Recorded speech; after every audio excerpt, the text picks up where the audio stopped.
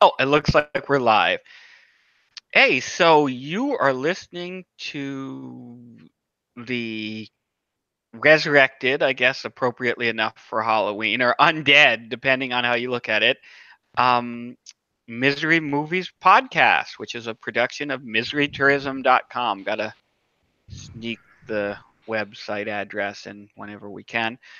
Um, we are, this is actually our first Misery Movies podcast in holy shit, guys, nearly a year. And Damn. last year around this time, oh my god, you fucker. Oh, boys, I got it. Yes. Now, if you're not watching this on Uh, YouTube, you won't know why. Rudy has his. You know what? Oh, I'm it's going. so You know what? distracting. I'm going to introduce everyone, and then I'm going to explain that. But anyway, you are. Jesus Christ, Rudy. You Oh, motherfucker. it's always something. So, um, what was I saying? This around this time last year, we did a series of misery movies podcasts. We did a Halloween movie marathon, and we watched a bunch of kind of Halloween horror themed movies, and we discussed them on the podcast. And it was such a success, we decided to bring it back this year. And when I say such a success, I'm not talking in terms of views or likes or attention, because we got none of those things. I'm just talking in terms of the fact that we actually enjoyed it, and it wasn't quite as painful as our podcast experiences usually are. Aside from Zombievers. Aside from Zombievers, which was the podcasting part of that was fine. The Yeah. movie was Was a horrendous. celluloid abortion. That yes, that's a great way to put it. Now Mr. Bones is screaming. So I'm joined by I'm Will, and I'm joined by a couple of our usual contributors. Misery Tourism co-founder Rudy, who is apparently manifesting as a computer generated anthropomorphic fox woman, which I wasn't told about Yep. until the Nope. podcast had already started, and that's why I was freaking out. You want to say hi, Fox, Rudy? Hey. So is this do you have something to tell us? Is this how you identify now? Are we gonna have a long conversation about this? Sure. Yeah, I mean, we can talk about pronouns and stuff like that later I if mean, you you're a want. female fox, Oh. so you're still a. Pronouns are Okay. limit You know based what? and offer. What can I say? Oh goodness. Yeah. Oh. And we're also joined by our Misery Tourism's resident horror movie expert, Brandon. The beard is back. The beard is back in town, except you're actually in a totally different town, and you never left. Yeah, that's true. I Yeah. don't fucking know. Jesus Christ, He's in the this is same town as me. disaster already. Fuck it. We're not. Fuck Fuck it. this is awful. We are not even. This is not even witty. This isn't fun. If this is not fun for you in the audience, this is not fun for us either. So anyway, I'm going to try not. If you are listening to this podcast because you've. Okay, my cat just jumped. This is a disaster. Unbelievable. I have to give my. I'm gonna have to give my chair to the cat right now. I'm gonna have to give him What? the comfortable chair. Now I have to go into the kitchen. I'm gonna go into the kitchen and get this rock hard, Oh. awful, uncomfortable wooden chair to sit on. And Mr. Bones, I hopefully you'll have something to say if you're intruding. I mean, there was a cat in the movie, so maybe. Oh, no. You know what? Good luck, AJ. Good luck in editing this. Have fucking fun. Yeah. Oh That was yeah. fun. Yeah. So anyway, Shall you give a shout out to why you say that? I'm saying that because, well, first of all, For Before our I one say listener that, out there. let me say this. The movie we're going to be talking about tonight is A Girl Walks Home Alone at Night, which is a Persian language. I need to read the Wikipedia summary of this film. A Girl Walks Home Alone at Night is a 2014 Persian language American vampire western. Just in case Yes. Oh you're yeah. wondering exactly how many adjectives they could use to describe a movie in a single sentence. Yeah, and we'll probably Yeah. circle around back to that. Um, yeah, so this I should maybe add the adjective feminist there, although we might have some disagreement about that.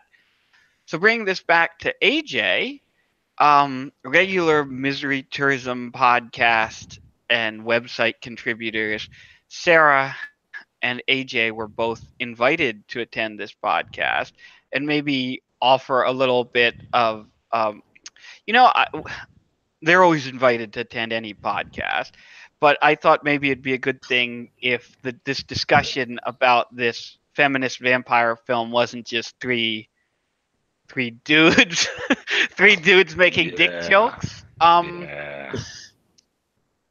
What, but Well, Rudy has brought out his feminine side tonight, so Let's say two yeah, dudes and a fox woman. So yeah, there you go. That definitely makes this less offensive. yeah, I think so. Yeah. By persona. uh, Yes. that just made it more offensive. Yeah. What? No, or less. I don't know. I don't know who our one listener is. Yeah, that's true. That's true. Whoever Odds you are are out actually there, hopefully you're represented. statistically odds are actually pretty good that our one listener is a furry, I would say. Um oh, Jesus. um what the fuck was I even talking about? This is a disaster. Wow. This is an absolute fucking disaster. Um so AJ generally has editing duties on the podcast. So we didn't set out to go out of our way to make this podcast nigh on impossible to edit just because she stood us up to watch some young adult movie, most likely, at the local multiplex. But you know what, AJ? Fuck you. This is going to be a hard podcast to edit. Um, yeah. Oh yeah. So back to three, as Brandon put it before the podcast started, three dudes mansplaining the feminist vampire movie. Just what Yes. all y'all wanted to listen to. Nope. So how? Oh, so just in case you're a first time listener and for some reason you haven't turned this fucking thing off yet, what we do is we generally split the podcast into two halves. The first half of the podcast is a spoiler free discussion of the movie. So, just in case you haven't seen this obscure Persian language vampire western, you can safely listen to the first half of the podcast. At the end of the first half of the podcast, each of us will give our review of the film very briefly.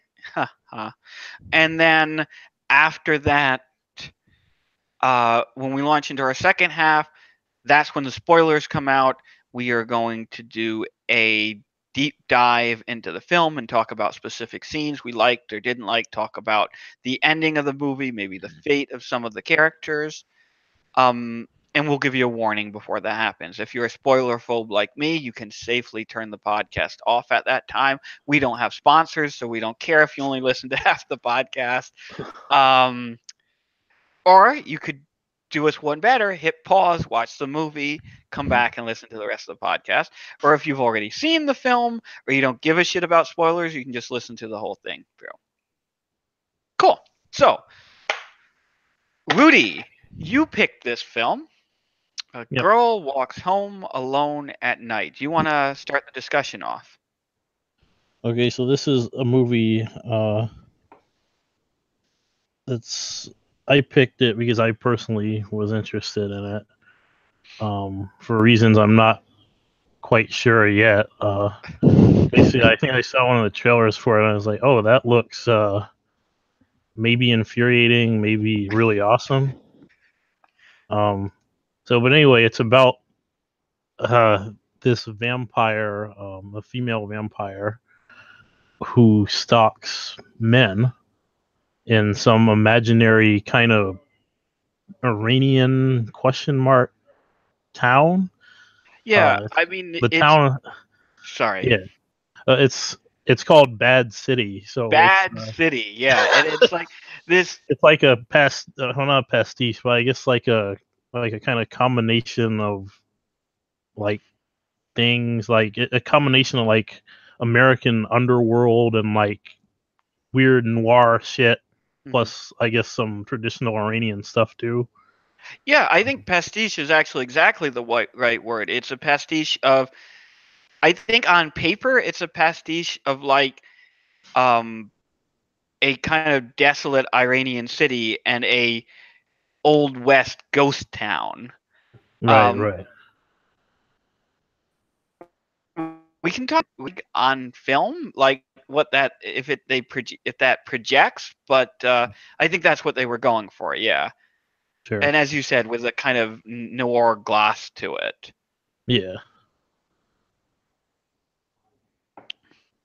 Right, and we probably don't want to get too much into like the plot details, but long story But, short, there is this Iranian vampire girl who mm, hunts bad men in bad cities. She preys upon kind of predatory men, um, yeah. and also other stuff happens. There's also a young Iranian man is who kind of gets launched into this uh, criminal underworld lifestyle. He starts off as these things always happen, as these kind of as these plots always go in movies like this.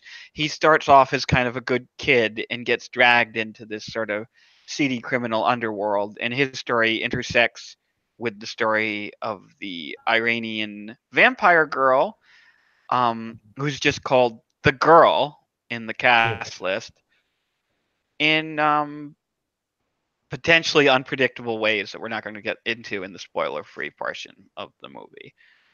Right.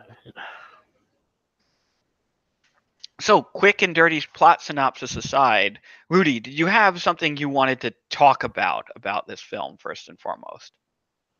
Hmm. Well, first of all, it's in black and white, It is. which I thought was interesting. The whole Which, just as sorry to interrupt, but just as an aside, that was one of the reasons AJ gave for not wanting to watch the movie. I was like, just sit down and watch the movie, AJ, and talk about it with us. She's like, it's in black and white. I'm like, yes, it I, is. what? Well, I thought she liked black and white stuff, or is that someone else? I thought that was like her thing, her aesthetic. No, her aesthetic is color. She's very into color. She's I very see. opposed to black and white. And I don't know. Sometimes people say, "Oh, this is a black and white movie. It looks boring because it doesn't have color," which is I see. Oh, that's silly. right. But She's anyway, into like those Wes Anderson, like super colorful, like fucking y- like yes, those explosions of. abominations. Yeah. Ugh. Well, anyway, it's a black We're and gonna white. spend half this podcast shitting on taste in movies when she's not here. But Yep. yeah, But yeah, it's in anyway, black and white. it's in black and white. It's got a kind of noir, almost '90s type of vibe to it, Mhm. which I thought was pretty interesting. Um, I'd like to talk a little bit about I guess the costuming without sort of getting into spoilers too much. Yeah, I don't think the Because costuming is a spoiler at all. well, Yeah. yeah, I mean, it's the costuming for this movie is kind of like a combination, I guess, of things that might be seen as streetwear in like Iran, and Mhm. both, I guess, post-revolution and pre-revolution in some cases. You got like the little boy who's kind of dressed like something that might be around like when the Shah and shit was there or whatever. Like, and then you've got all the, what do they call them, the traditional garments, I guess, the chador. Yeah. Um, and I really like the costuming of the main the vampire girl, basically. Yeah, the girl. Yeah. Yeah. Yes. Yeah, I think that the costuming in this movie is generally very good, but the costuming of the girl is like transcendentally good. The Isn't it though? use, oh my goodness, like first of all, the use of the is it Chador, Yeah, chador, I think it. Chador? But I mean, I guess the chador, chatter, whatever it is, it has some kind of like it's a traditional garment, traditional Persian garment or whatever. But Right. um, To our listeners who don't have Wikipedia open in front of them, I actually, it's a good thing I use Wikipedia because in my complete, like, insensitive lack of knowledge of Iranian culture, I would have called it a hijab. But the hijab is simply the head wrap, right? And mm, it's also not a burqa, which is a full body sort of Mhm. right, thing. The chador is like a cape that includes, or a cloak rather, that includes the headdress, if that makes yeah, any sense. It's so you'll see this a lot in movies set in the Middle East. yeah, But I like the difference between those three articles of traditional cultural clothing is something that I think is often not clear to Western bigots like us. yeah. And I uh, might be wrong, but I think as mhm, far as the black chador, I think mhm. I read somewhere that like the black ones were generally reserved before the revolution for like funerals and mourning. Oh, See, that was my assumption. Yeah, and so like the fact that she's, as far as I know, the only one in the movie wearing a black one, Yeah. because I remember there was a white one that had like some Mhm. decorations on it towards the end, and hmm everybody else is wearing like some different like combinations of other stuff, like more Western type clothing. yeah, more I, Western type. I think the Exactly. fact that she's the only one with a black one, with this, it pretty much screams vampire and Yeah. undead I or mean, death and and that kind of stuff. yeah, absolutely. I actually wasn't aware of that, the cultural significance of that, although that makes a huge amount of sense. But just aesthetically, like the use of this as a proxy for the traditional Western vampire Oh cape yeah. Right. Yeah. is absolutely inspired and Yeah. brilliant just because of what it, first of all, it in these scenes, and she also has a skateboard in a few scenes. I don't think that's Yeah. a spoiler, but there are scenes where she's It's like, weird, but not a spoiler. there are so Mhm. many. I don't even know where to talk, where to start on this. Um, there are there are scenes where this garment is flowing behind her, just like the Mm. traditional black vampire Oh yeah. cape that you see in like Bela Lugosi movies or whatever, and Right. it so it immediately conveys to like a Western audience like the Western image of a vampire, but it's also loaded with all this like Iranian cultural significance. Mhm. And on top of that, though, it's this weird thing where it makes her the most traditional, like culturally conservative looking character in Yeah. the film, Yeah. Yeah. which is really fascinating to me because it's in some ways it fits perfectly with the Western vampire aesthetic, which is that Mhm. the vampire, like our idea of a vampire, is fixed kind of in the 19th century, right? In this kind Right. of weird, like Mhm. corny kind of Dracula image where he's got the long black cape and he has a black suit on and all of that. And actually, this is weird because last year we started our Halloween movie marathon film. Because last year we started our Halloween movie marathon with another vampire film, Mhm. where also the vampire, where all of the what's the name of that? What We Um, Do in the Shadows. Thank you, B boy. What We Do in the Shadows, where a big joke there was how out of touch they were with the present time and place. And so now we're starting with another vampire film, but it's also another case where the vampire is intentionally displaced in time. And I'm going to call this out right now as an aside.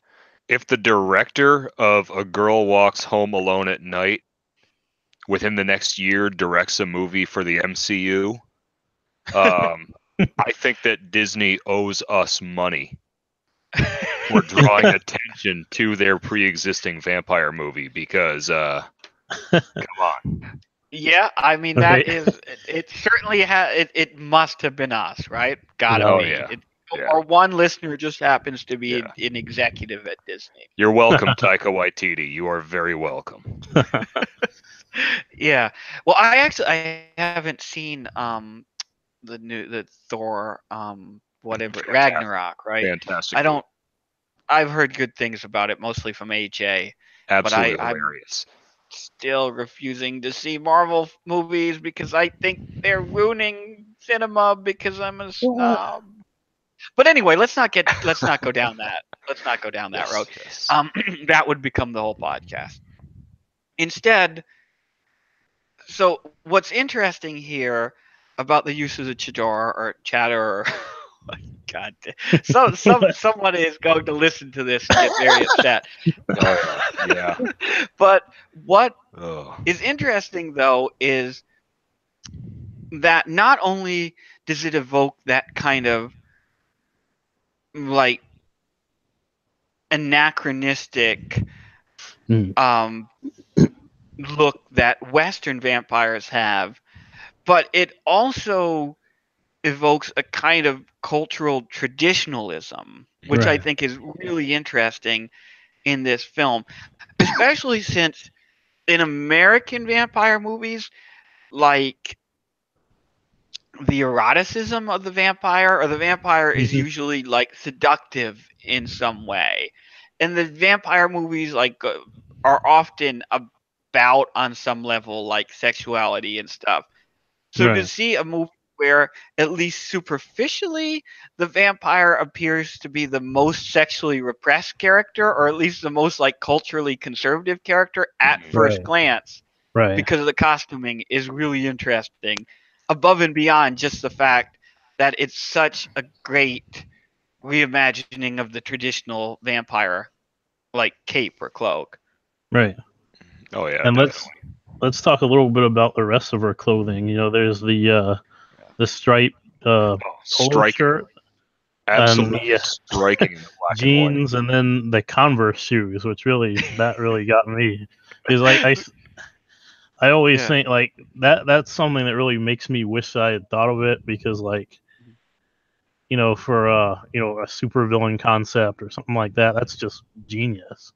Honestly, like that, I always when I first saw the movie, I thought, well, that's how I would dress one of my supervillains. Honestly, if I were, making one up, that's how I would dress one, because it evokes this kind of like this. Like I said, the film has a real like kind of '90s aesthetic, and I don't know if it's Mhm. because of the black and white makes it look like a '90s music video or something. Yeah.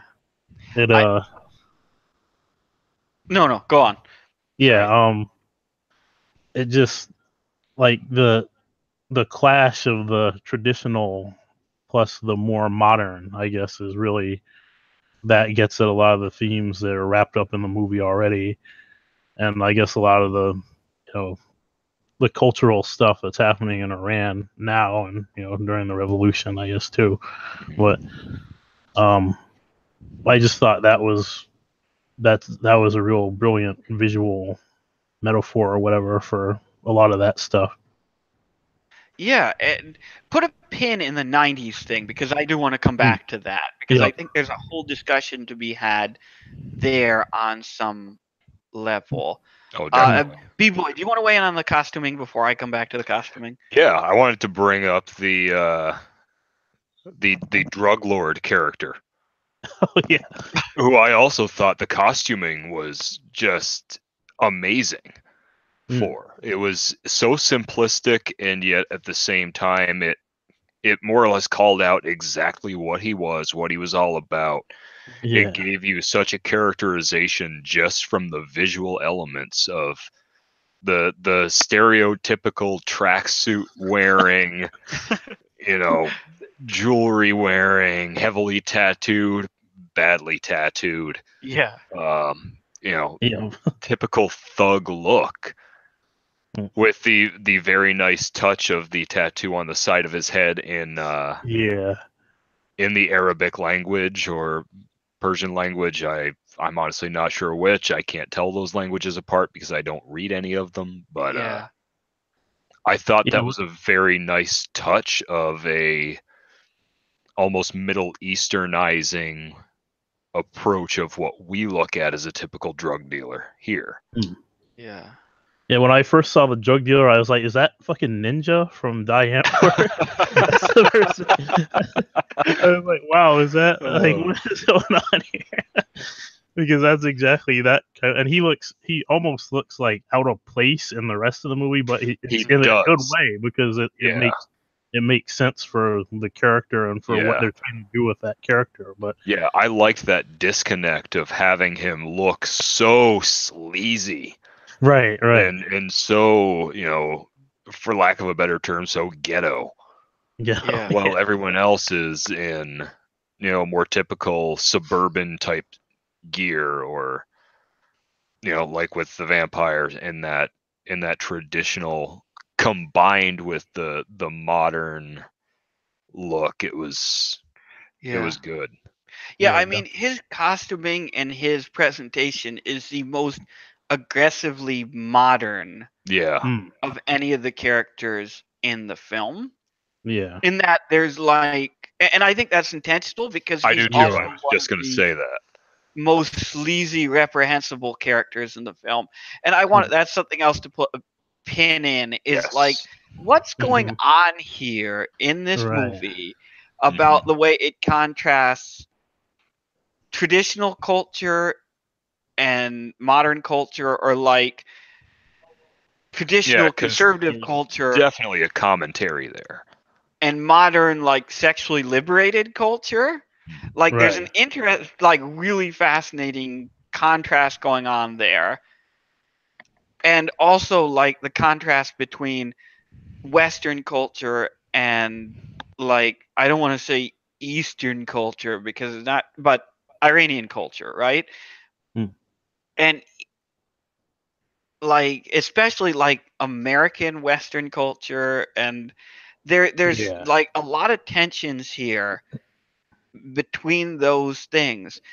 And the movie, I think, to its benefit, doesn't draw hard, fast distinctions or fall clearly on either side of the line in terms of favoring West over East or favoring a traditional conservative worldview over a more modern liberated worldview, which I think is really fascinating. But all of that is very much tied up, as you were saying, Rudy, in the character of the girl who is wearing this traditional piece of Islamic dress, right? But otherwise is dressed like a Western teenager. Yeah. And that is really, really interesting. Almost a westernized hipster. Yeah. In a lot of ways. Well, Although, and as Rudy was saying, there's definitely a real '90s vibe to the Mhm. costuming, though. The Converse Yeah. shoes, the Oh yeah. skateboard, the the very particular kind of shirt she was wearing. I don't think it's Which, a polo because it not didn't have a mistaken, collar, but too, I think that's Mhm. fairly common over in the Middle East too right now. Mm. Is that their modernized style is kind of where we were at 20 years ago. Mm. I mean, there Like could be some in of that terms too. of dress and in terms Yeah, of what they're interested in. Mm. right. But there's definitely that really interesting dichotomy Mhm. right there in her character. Oh, absolutely. And in how her Yeah. character is costumed. Yeah. Now, before we talk about like, I do want to ask the question like, is this a feminist movie? Which is once again great. Excuse me. Once again, a great question for like three dudes to talk about. But before we do that, I do want to get at the '90s thing, but in kind of a roundabout way. Hmm. So this is a movie that I'm gonna go back to the Wikipedia page and how they spin it. Well, I'm gonna read that line again. A Persian language American vampire western, Mm. tagged as the first Iranian vampire western. Um, and That's a fair later tag. on, Mm. there's a mention of spaghetti westerns and how this is Mhm. supposed to be influenced by spaghetti westerns. But what I see more than anything else when I watched this film, or what I was reminded of more than anything else, were actually um, that were actually '90s films Mm. that were homages to genre films and spaghetti westerns, Yeah. Right. like the work of Tarantino, like Arlie Tarantino, Arlie Rodriguez, Jim Jarmusch, if I can pronounce his last name. Like Mhm. that's who I was thinking of when I was watching this movie, I would not agree with that. the source material, not spaghetti westerns. And that is, if you think about it, like just the sheer number of cultural influences or artistic influences going into this film. I mean, let's Mm. dig backwards, right? Let's try to like unpack this because this is really weird. So Mm. this is a Persian language film set in Mm. Iran, but it's not an Iranian film. It was made in America, filmed in California, I believe, Yep.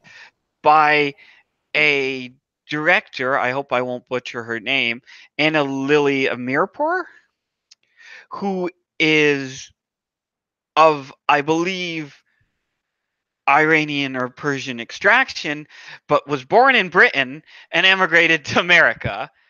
And the film is loosely, the film claims to be inspired by spaghetti westerns, but may actually, it feels more like it was inspired by other films that were themselves inspired by spaghetti westerns and genre films. And then spaghetti westerns are Italian films working in an American genre Yeah. It's. that were actually rip-offs of Kurosawa films, rip-offs of Japanese films. So Yeah. just the Mm. sheer Yeah. number of cultural influences, and like this movie is an imitation of an imitation of an imitation of an imitation, And yet it and it didn't feel derivative.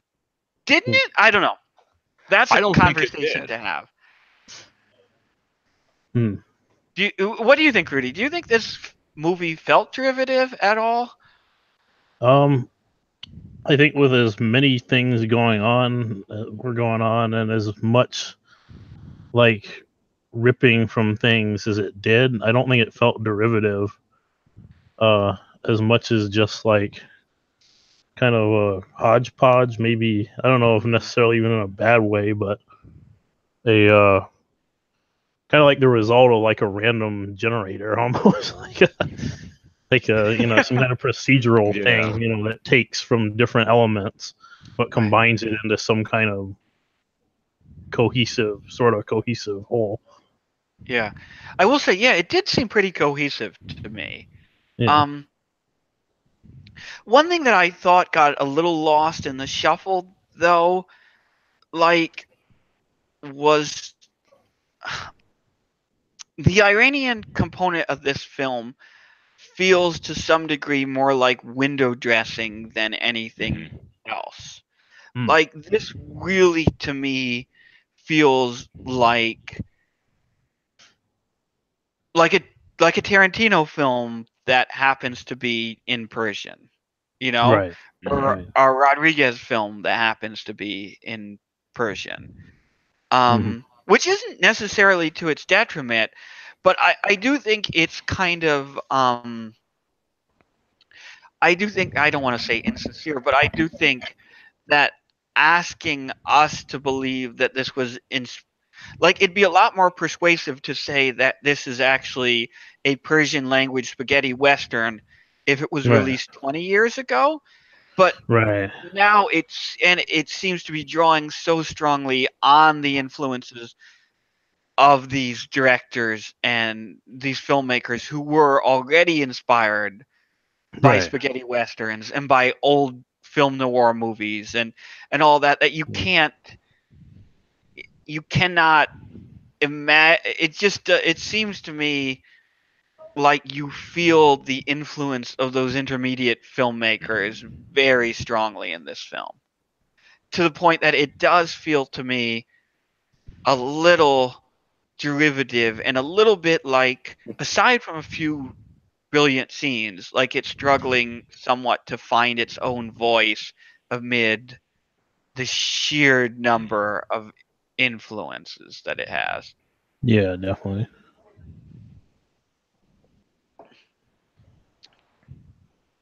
But yeah, and so it does. It feels like a 90s film Yeah. that was inspired Yeah. by a 70s film that was inspired by a film from the 40s, or multiple films from the 40s that was inspired by, so on and so Yeah. forth. Um, Yeah. Mhm. but Hmm. I don't know. Before we launch onto another topic here, or in order to launch onto another topic here, either way, B-Boy, did you have anything that you wanted to get us talking about? Oh. Well, I think the undercurrent of drug culture. Hmm. I'm not going to go too deep because a lot of that's going to go into spoiler territory, but Yeah. it's something that you see quite often when you're talking about a vampire movie. You'll see these allegories and these connections to drug culture, and particularly, and I think I can say this safely without being a spoiler, but Yeah. heroin, Right. Right. Right. where it draws a parallel. It's a drug that kind of sucks the life out of people, so it draws a very uncomfortable parallel with vampirism in general. Mhm. Same concept. It's a puncture through the skin that gets into the bloodstream. Hmm. So I thought that kind of putting that parallel of the addiction and the drug culture alongside this story about a vampire, I thought that was a nice touch, and it really resonated well with the black and white imagery for me. Yes, I mean, that heroine looks so good in black and white, right? It does. When you listen, I am very much a teetotaler in all Oh yeah, things. yeah. But damn, like that heroin was like so pure, so white. I was like, like, hey, that Well, actually looks appetizing. I could that stick that's not that's not quite what I meant as far as that with the aesthetics, obviously, but right, right, like for me, having that black and white aesthetic, it influences the emotion of the scene. yeah, Hmm. And something like that, especially, I feel like that black and white portrayal it carries a weight. mm, And anything that deals with something like addiction should carry a weight. And it's one of those things, is it a cheap stylistic decision to go black and white when you're dealing with a subject matter like that? That's up for debate. But in my opinion, I think it worked quite well. Yeah, definitely. Yeah, I think the black and white cinematography here was gorgeous and one of the strongest features of the movie. Easily. I mean, I think that every scene is framed. Pretty much every scene is framed in a really beautiful way, and there are a lot of several really wide angle kind of shots where you see like the shadows and the lighting and her cape and like all of these. There's one where it's just her on the skateboard, and I don't want to get into spoilers, but against this like just big stone facade, right? And it is just an incredible wide just shot. a visually haunting movie, which definitely, is a fantastic thing.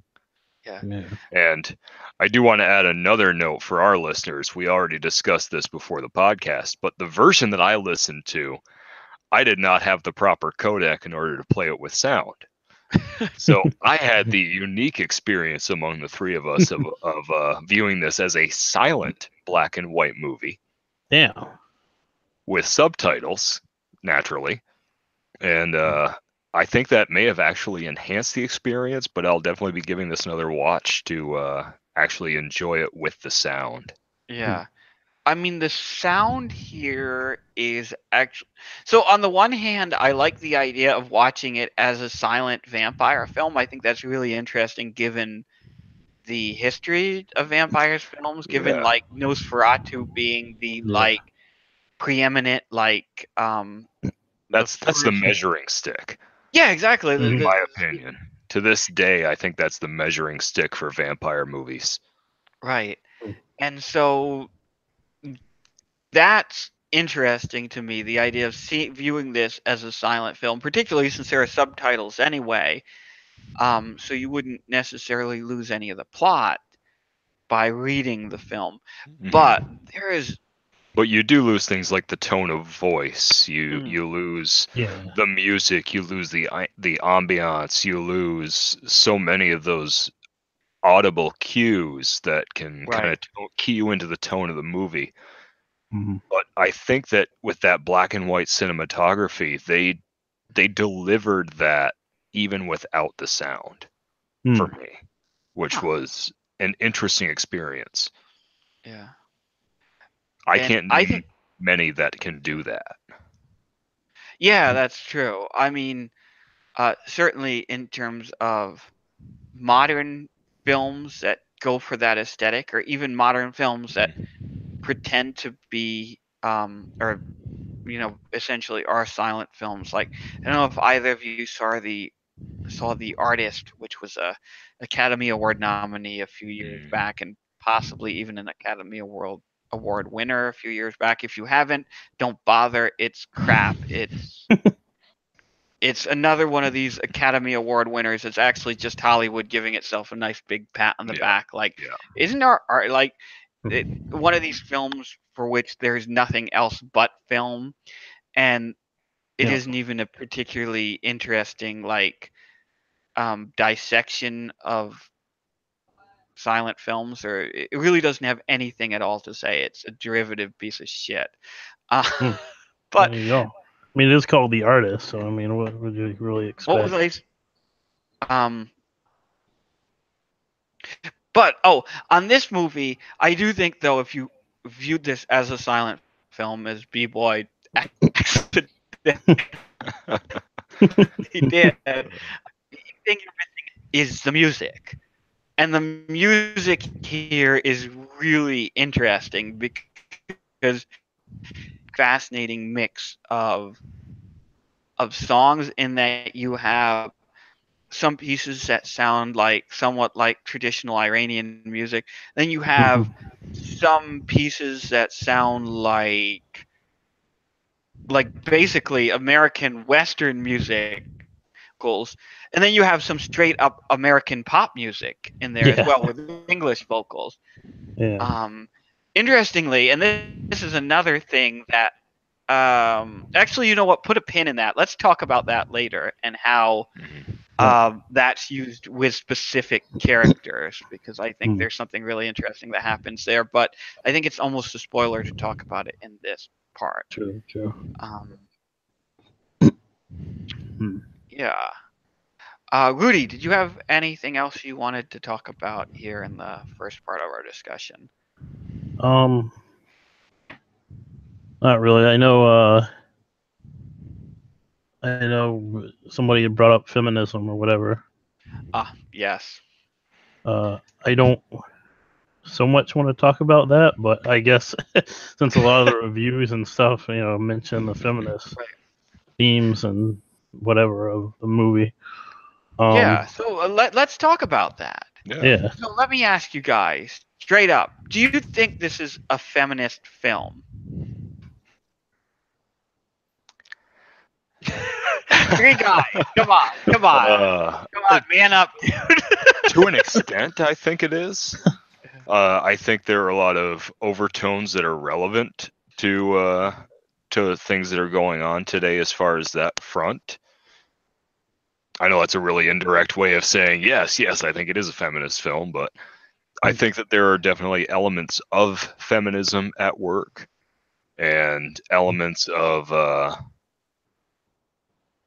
just kind of rejecting that predatory society and fighting back against it.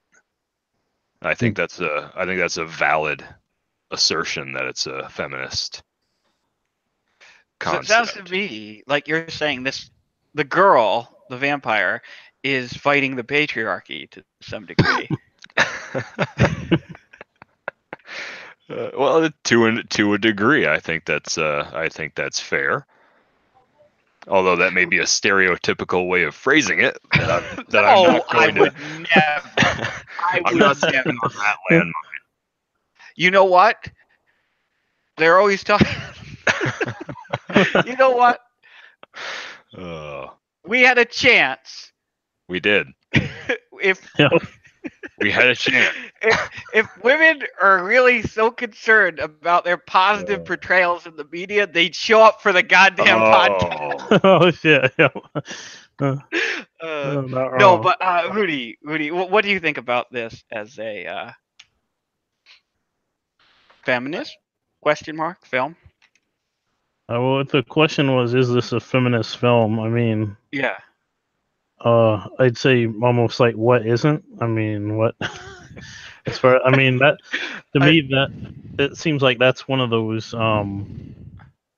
It's almost like the way people use it in reviews is almost like a buzzword, as opposed to what the word. I mean, feminism. That's a broad thing, right? I mean, that's not like that could mean in an academic sense, or it could mean like, just girls kicking ass or whatever in that sense. What does it really mean? I mean, that's what I didn't read any of the reviews, but I looked at the Wikipedia and I saw that one of them mentions that they praised the feminist overtones in the movie, and it has overtones of it, sure. But as far as like, is this like was that the main like engine of the movie? I don't think so. I think that certainly what is being said here, it's hard. I think it's really hard to classify this movie as any one thing. Yeah. Like, I think it would be a disservice to the movie to call it just like, oh well, yeah, this is about about female empowerment or whatever. When although there's certainly some themes of that there. But I don't think the movie is about that. No, I wouldn't call it like it's not a feminist romp. I mean, it's not that. I wouldn't call it, And it's nothing like what's that new movie that just came out, The Assassination Day or something like that, where it has all these. Yeah, I know what you're talking about. It's kind of ham-fisted like hodgepodge of feminist themes, in an action movie. I don't think it's that. I mean, so. No, it's. I mean, I that's the answer I'd give. I don't really know. Yeah. I think that's a good answer.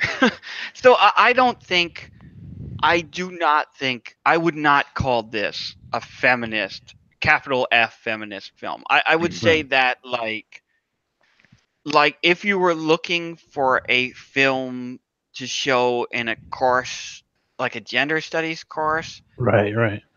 I think you'd be, frankly, I think you'd really have to pick over this film to find that much. Right. The title certainly makes you think this is going to be a It does, feminist doesn't film, it? Yeah. Yeah. right? Like a girl walks home alone at night. So what Honestly, the you're title expecting? made me think of a Fallout Boy song, Yeah, or that was maybe me Panic at too. the Actually. Disco, or something like that. Yeah. It's Yep. an unwieldily long title. I Yeah. mean, it's probably closer to a Fall Out Boy song, honestly, in its intentions than it is Yeah. to being some Yeah. kind of Yeah. feminist manifesto or like a political film. One thing I will say Right. is this is, and to its credit, this is absolutely not a political film. This Absolutely. is, Right. I think, above all else, a genre film and an homage to genre films. Yeah. Right. This is a, not a movie about movies, but this is a movie that has been steeped in movies. This is a movie Right. that is like, I don't want to be too dismissive of it in describing it this way, but this to me feels like a film school movie in that, Yeah. Oh like, yeah. it's a Yeah. movie both that you might watch in film school to dissect the techniques and the many Mhm. influences, but it's Hmm. also a movie that you might write in film school. Right. Yeah. And when It's a because, well cultured movie in a Mm. lot well, of, not only, well, no pun yeah, sure, intended, I from mean, the division of Americanized, Westernized culture and Middle Right. Eastern culture, but it's very well cultured and very well thought right. out in terms of how they blended all of the Mhm. influences. Hmm. I agree with that, but it definitely is a movie about its influences, or a movie Mhm. that leans heavily on its influences, Mhm. and very much a movie movie. Like, Yes. and so Yeah. keeping in mind that this movie does not seem to exist primarily to make a political statement or to be a politically minded or feminist minded cultural dissection. Mm. um I do think there is in a sort of fascinating strain of, if not feminism, a sort of, there's something going on here in terms of like what this movie does or doesn't say about female empowerment and what is and Mhm. isn't empowering, Right. and whether or not this is a movie that is I don't know, revolutionary or reactionary on some level, right? Mm. Yeah. Whether, Yeah. because it is very, the character of the girl Hmm. is, and once again, that's how the character is listed in the cast Yeah. list. Like, that's what she's Yeah. called It's in the not movie, is us a being girl. dismissive and forgetting her name. Right.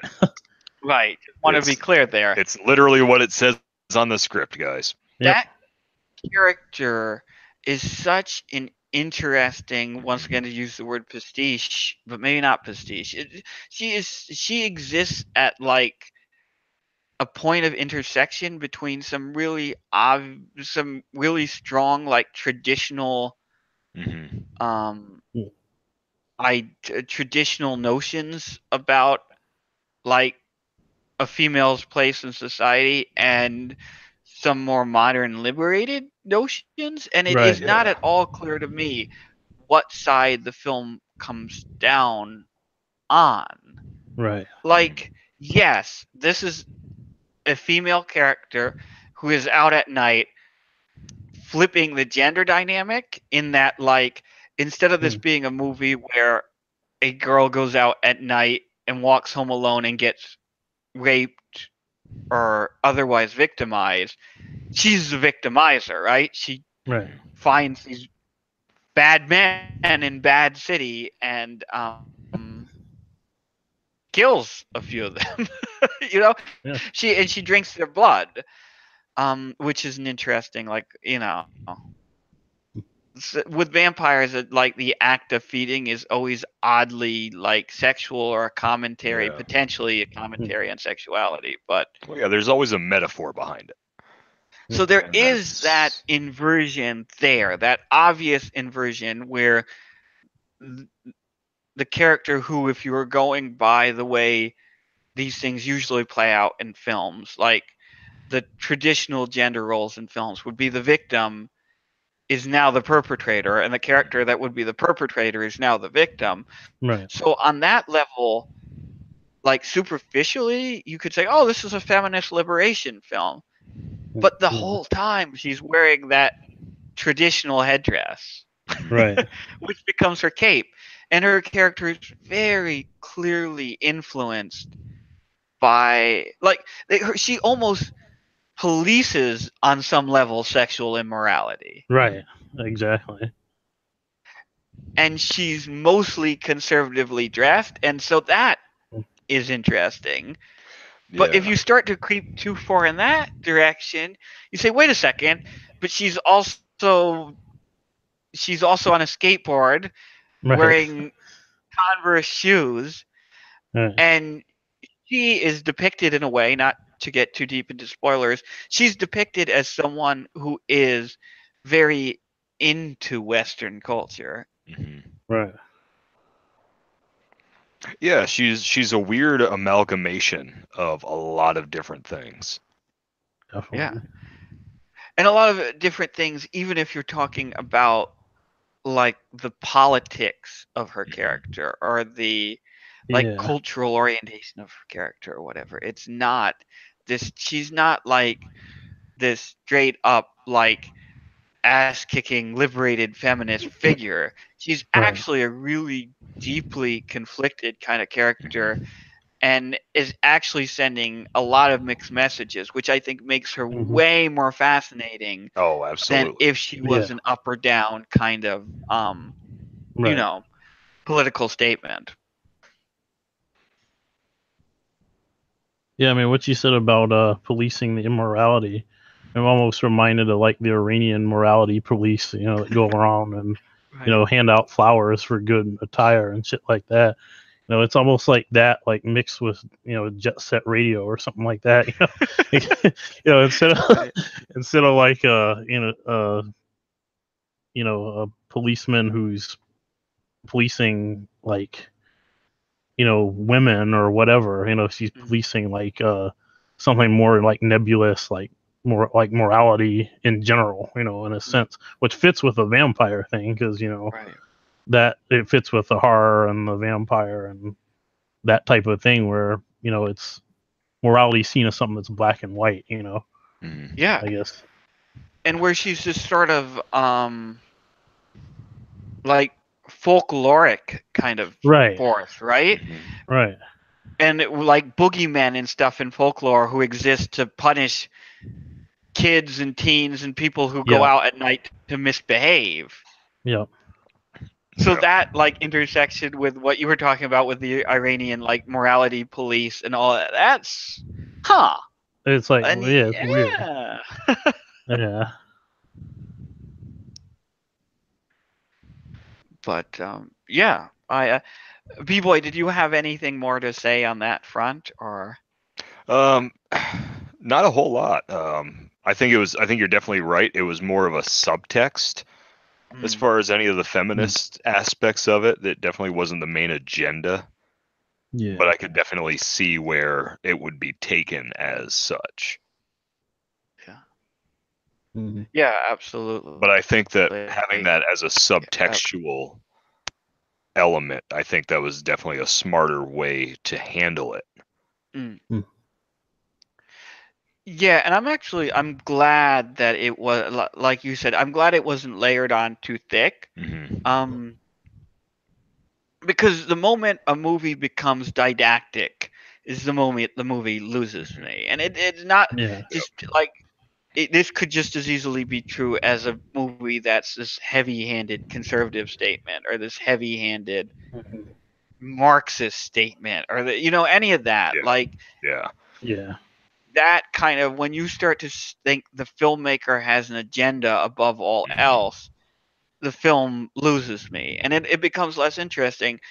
And having instead it exists at this with this weird like confluence of different ideas and influences where she's simultaneously this sort of feminist avenger figure Mhm. and this sort of morality police figure and this kind of folkloric traditional vampire figure and this oddly like um who has this odd adoration for like American Western culture, Mhm. like that as a conflicted, all jammed into one conflicted character that somehow still works and still seems amazingly cohesive. Like Yeah. that's impressive, and that is Oh yeah. way more interesting than if she was just one of those things. Definitely. And like all good horror movies, you keep the horror in the periphery, right? You keep I don't want to say the main theme because in this case it's not necessarily the main theme of the movie, but like the feminism and that stuff is kept kind of in the peripheral vision, which makes it, I think, probably any statement they're trying to make there stronger, since it is Right. a horror movie and I would agree with that. it is about those things are unsaid, and there's a lot of parts of And that conversation unseen, that yeah. are unsaid and unseen. So yeah. Yeah, definitely. I absolutely agree with you there. So, any other points you guys want to bring up before we move on to our reviews about the points about the movie more generally? No, I think I'm set. No? I'm Okay. good. So, let's do our reviews, and I guess we'll just move in the order that I'm looking at on the bottom of the screen here. B-Boy, do you want to give your review of the film first, and then score it out of however many vultures? I've been Of trying course, to yeah. stick to a 5 vulture rating system, but it's been consistently inverted. All right. Well, like I said, my experience was a little different from yours because I got to observe and absorb as a silent film. Hmm. Um, I thought it was really well made. The visual elements were just absolutely stunning. Hmm. Um, it's hard for me to get absorbed in a movie that is subtitled. Hmm. I think we Hmm. mentioned this last year when we reviewed that. I believe Kwaidan? it was, yes, Kwaidan. Masterpiece? One of Yes, the it greatest was. horror film of all time? Yeah, yeah, yeah. Yep. Brag about the one you chose. Yep, yep. I'm just saying, I have a pretty good. I just to let you guys know, Uh, throughout the podcast, no movie that I've chosen has ever gotten a negative review from anyone on the podcast. Not once. You won't find one instance where someone yeah. disliked one of my movies. Okay, no, I'm just fucking All around, right. B-boy. What were But you saying? anyway, yeah. But normally I don't get drawn in with subtitles. I feel like it distracts me from absorbing the full picture. And especially in a movie like this that is so visually stunning, that has such a strong graphical element of the black and white and such striking cinematography.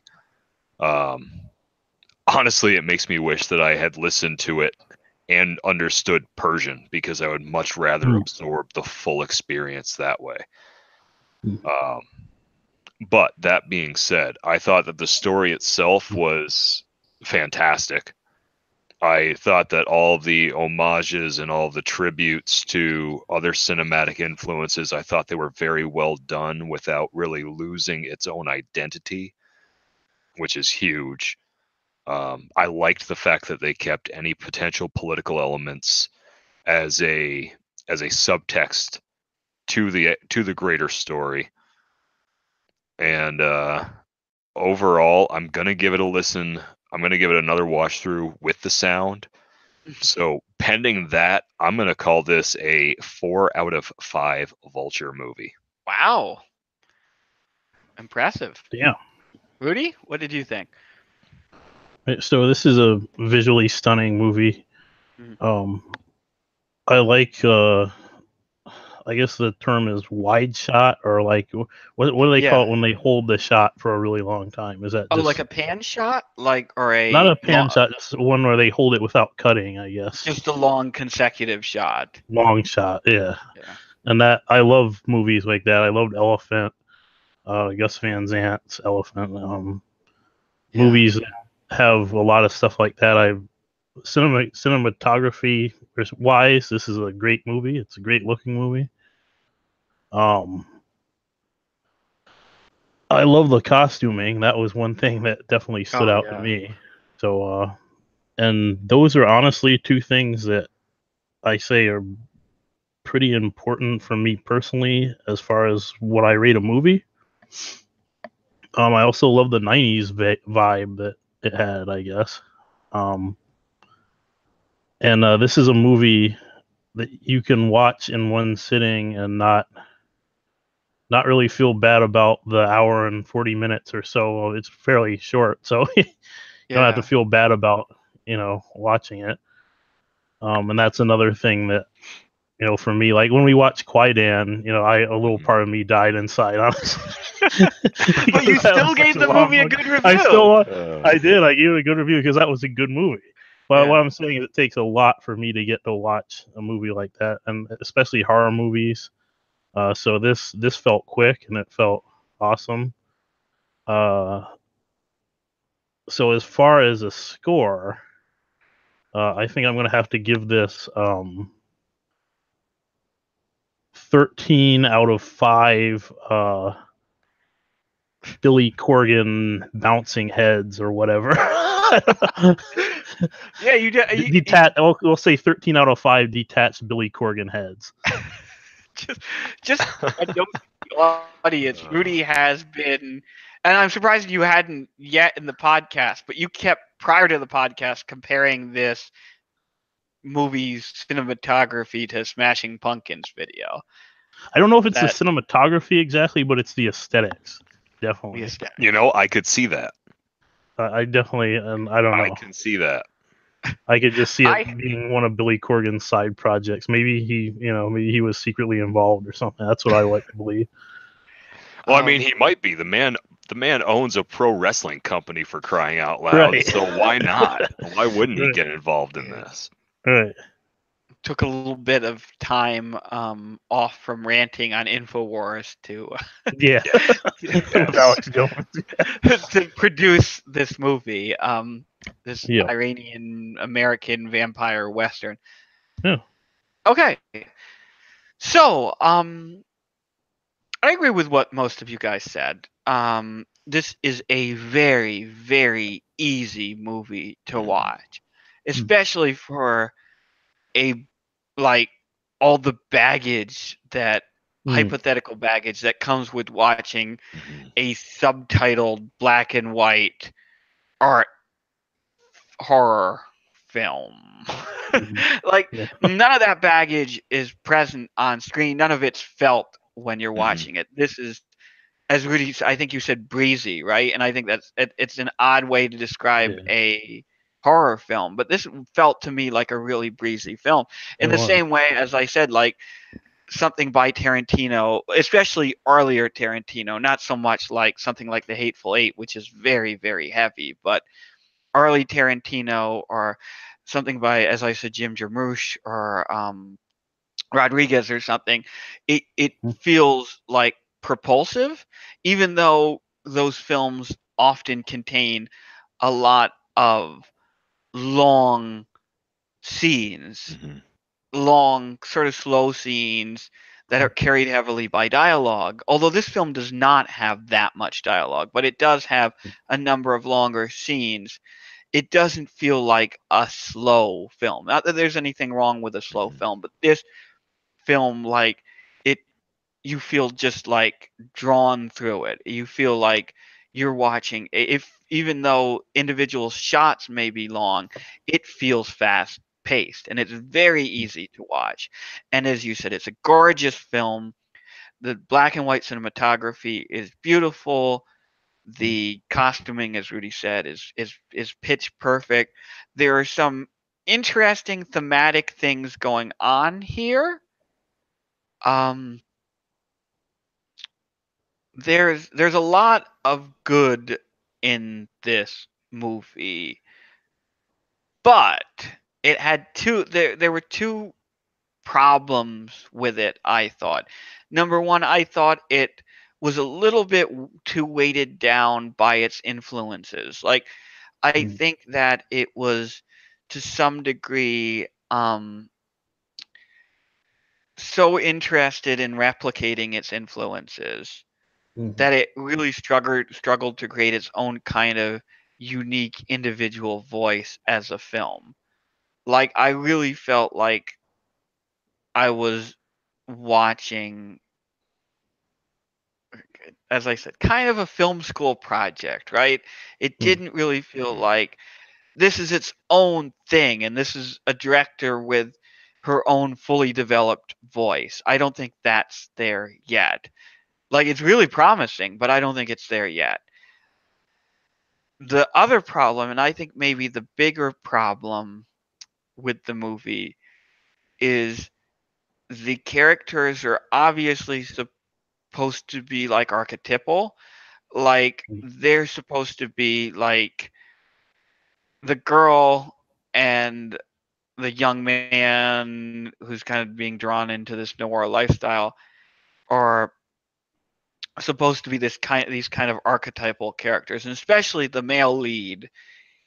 Yeah. He seems like he's supposed to be this kind of archetypal sort of noir protagonist, although like, he's a kind of impressionable young man who you've seen in a whole bunch of these movies. And honestly, outside of the girl, who's a really fascinating character, most of these characters are very thinly drawn, not particularly psychologically complex or interesting, and seem to be driven mostly by the needs of the screenplay as opposed to like actual like human motivations. All of that said, I like this movie a lot more than I disliked it. I'd say, let's say, 3.5 out of 5 vultures. So, okay, now if you're still somehow listening, I'm so sorry. But if you're still somehow listening, Thank you. yeah, thanks. No, thanks. And we are going to now move on to a more specific, deeper dive into individual films and plot points. So there's spoilers ahead. So if you don't want spoilers, don't turn it off. Pause it. Come on. I have like 50 tabs open. You can have 50 tabs open. Pause it.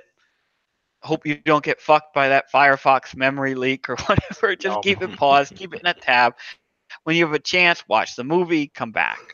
Okay.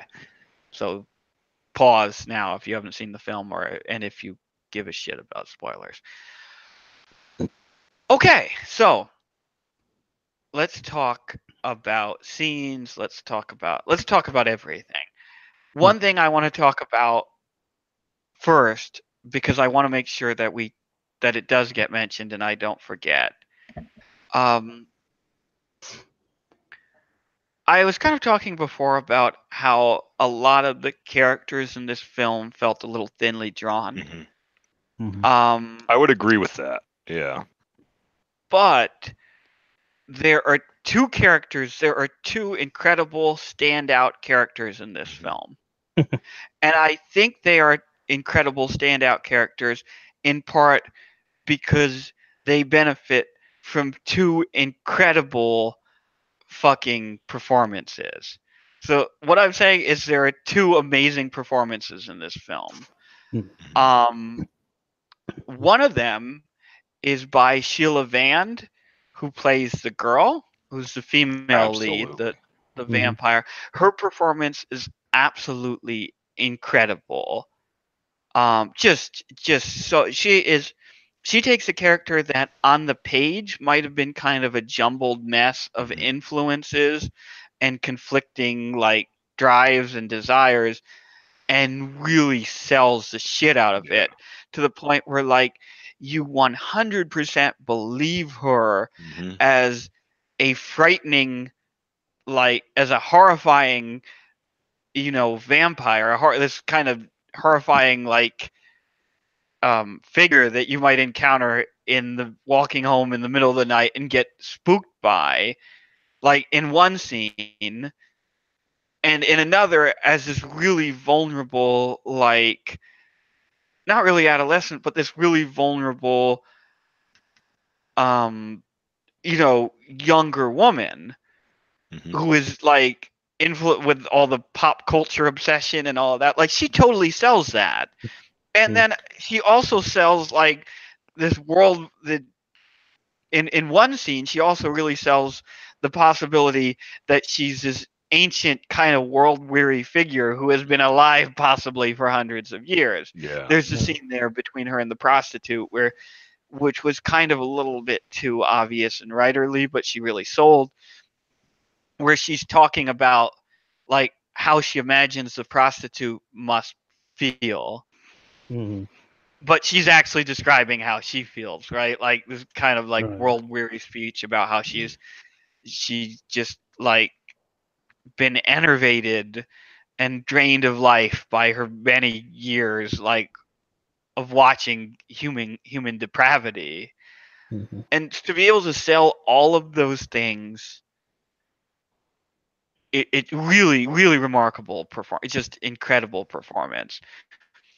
But there is one performance in the film that's even more impressive than hers. I think I know which one you're gonna say. I do And too. that's the performance of Masuka the cat as the cat. Oh man, I that would say cat. I have never, and this is going to sound like a joke, but it's an honest to goodness truth. I have Yep. never seen a more naturalistic performance from a cat in a movie. And you might say, well, it's a fucking cat. Of course he's going to behave naturally. But that's not generally true at all. That's like the cats are really, dogs can be trained very easily, which is why you see a lot of dogs as pets and sidekicks and stuff in movies. Cats though, like you can train the dog to act like the camera's not there, because the dog can like not care that it's on set, that there's a cameraman, that there's all of this staff milling around, and not be like bugged out about that.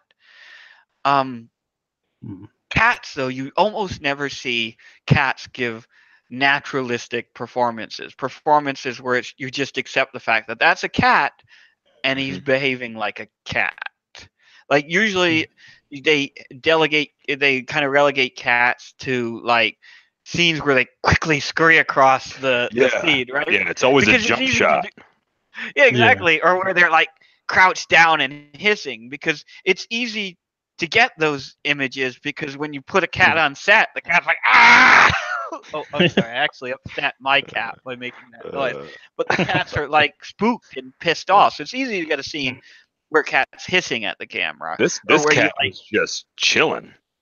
where you push the cat on scene and they run across real quick. Yeah. But to get the cat just like, I'm a cat. Like, and also and obviously some of this is not Masuka's work, but the work of the skilled crew that had to wrangle him, and also the camera people who had to capture these shots. But he goes through some remarkable transformations over the course of this film. Like there is some scenes where all he has to be is a very normal house cat, and where he actually seems in a film that's full of very few actual naturalistic performances and very few in like a lot of work goes into making the human characters seem more or less than human, like not like human in the kind of relaxed, like mundane day-to-day way you encounter humans, right? There's a lot a lot of these human characters are heavily stylized. The fact that the cat, especially in his early scenes, is presented in a very mundane way. Like there's a scene early on where Arash, the male protagonist, just kind of grabs him and he's got him just like slumped in his arm, and he's carrying him as he goes to get into his car and drive away, and he's just like, yeah, this is just a fat like tabby cat just kind of like draped there. And a lot of the early scenes, that's exactly what you get. You get this very normal, mundane cat, but then there are a few other scenes where he takes on like an almost supernatural quality. He does, yeah. Like there's a shot that's like, and I don't even know how they got this, but it's like a close up of his eye, and you see his eye, and then it cuts, and it's really interesting. And there are other scenes where the way he's cut, it's like suddenly he takes on this kind of supernatural quality, which is interesting given like the relationship between like cats are in folklore often an image of death or the supernatural. And so to have him transform over the course of the film into this kind of supernatural character is really like, especially since this is a fucking regular cat. And I don't think we can underscore how absurdly photogenic this cat is. Oh, he is a beautiful cat. Like, this is the Brad Pitt of cats. Yeah. Yep. And that shot at the end of the film, without giving anything away yet, because we'll get to that last scene later on. I do want to talk about that, yeah. But the fact that for this extended shot, this cat is just sitting comfortably and as naturally as can be on the top seat, on the top of a seat of a car, and is looking between the actors and then making direct eye contact with the fucking camera. The cat breaks the fucking fourth wall. It's amazing. This It's cat an amazing moment.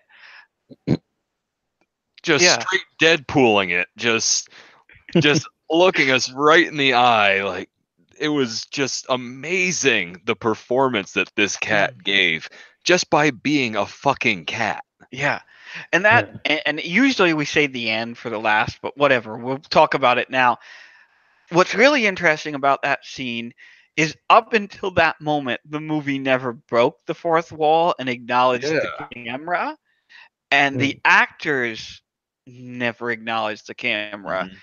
And this is another thing where you start to think about Rodriguez and Tarantino and like that very like hyper aware of like film making that's hyper aware of the fact that it's a film and wants the audience to be aware of the fact that they're watching a film. This movie does not veer into that territory until that very last shot. And it's not the human characters who do it. The human characters in that final shot are looking at each other. But the cat breaks the fourth wall, and the cat acknowledges the fact that this is a film and gets the audience suddenly to acknowledge the fact in that final shot that they're watching a film.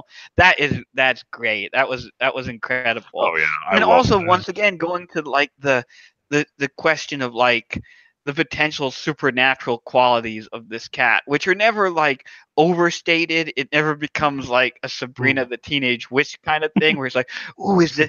And I thought it might go that way. Like, oh, are they going to like make this cat turn out to be the vampire's familiar? Are they going to play that up in a heavy way? But they never do. It's until that final scene. And then that's like, boom. And then it ends. It's great. Yeah. There really is. I mean, I think that cat deserves some kind of award. That is, without question, one of the best performances by a non-human actor that I have ever seen. Absolutely. Sorry, Rudy, you were kind of left on the outside of that conversation, so I want to give you a chance to. I mean, do we know that this is a male cat? I mean, I don't. We don't. Let's not misgender the cat. It's not misgender Masuka or whatever. Well, the only reason I say he is because there's a scene early on where the drug dealer character, I think is Oh Saeed, yeah, I think that's is right. Yeah, he calls him where Mr. Cat. Saeed picks him up and he's like, "Is it a boy cat or a girl cat?" And he like Yep, checks him out. He's like, "Oh, Mr. Cat." Now that Mr. doesn't Cat. mean that Saeed knew. I mean, he's a drug dealer and a degenerate, and he like there's Yeah. no way to know if he sexed the cat properly. But the Right. assumption is that the cat is male, which is interesting too, because Hmm. you'd almost expect, given some of the other subtext of the film, for Mhm. the cat to be female. Well, especially given the typical feminine connotation of the cat versus the masculine connotation of the dog. Right. And the cat's potential relationship with the girl, Hmm if he Mhm. is her familiar. So it is. It's interesting, but Yeah, I've there's been a saying I've scene. been yeah. There's a scene where his father, the protagonist's father, there is after he's throwing all the pictures around the Oh house, whatever, he yeah. says, yeah, he look at her eyes or look at the cat's eyes. It looks it's your mother, and that Right.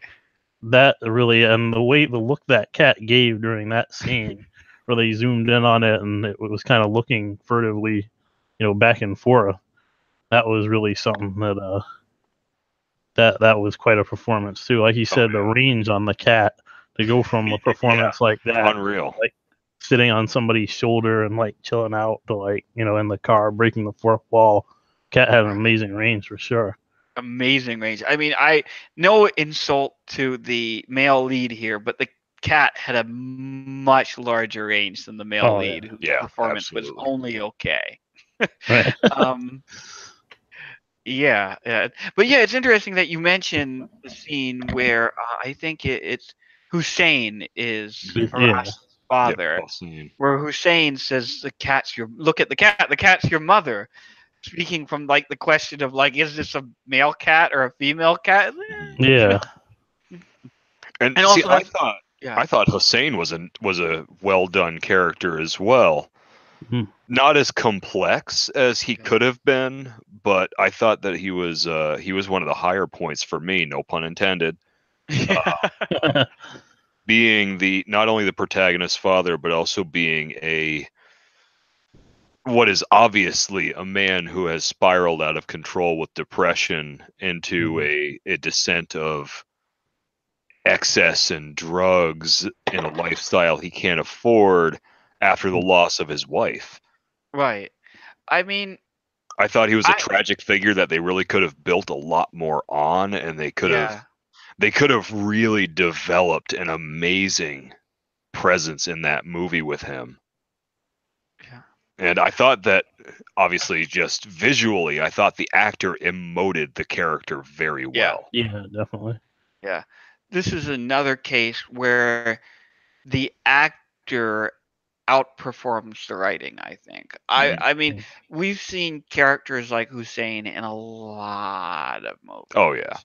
The Yeah. Mhm. drug addict parent who's depressed about this, that, or the other thing, and who has kind of a tragic arc in the movie, who exists mostly as a kind of foil the um for their their adolescent or young adult Mhm. child to play off of. Like it serves, they're more like functional than anything else, right? Yeah. They Yeah. provide an impetus for this They're a other set. character's development. Yeah, we've seen a lot. That isn't a lot. There are many Mhm. movies with that, but the actor Marshall Manesh Manesh, I think, who plays Hussein, does a remarkable job of Mhm. bringing what could be a stock character to life, I think. Yeah, Mhm. absolutely. He Um, has a very expressive face, which is Yeah. so important in a role like that because yeah, he is so depressed and so angry at times, and he has to make the most of those emotions in order to actually be a relevant character. And I think that he did Mhm. quite well with that. I just wish that they could have given him more to work with. Right, yeah, definitely. yeah. I agree with you there. Are there any scenes that you guys want to talk about? We'll start with Rudy since he picked the movie. One scene I thought was interesting is the one, I guess, where she actually gets the skateboard from the kid after she accosts him on the street, and that one, when you talk about like the feminist message and that kind of stuff, that one is one of the ones that came across not as a more feminist scene necessarily, but that showed some of that showed like, I guess, that had some feminist undertones to it. I guess because it's like she's talking to him. You know, she gets this kid and like it's nighttime and he's just skating around and she gets him and he tries to run away, but she does the thing where like, you know, she basically hops in front of him and, you know, Yeah. scares the shit out of this kid. And she tells him, she basically gives him like the talk almost. You know, she's like, well, are you a good boy? You know, are you doing good things? And, you know, all this stuff like that.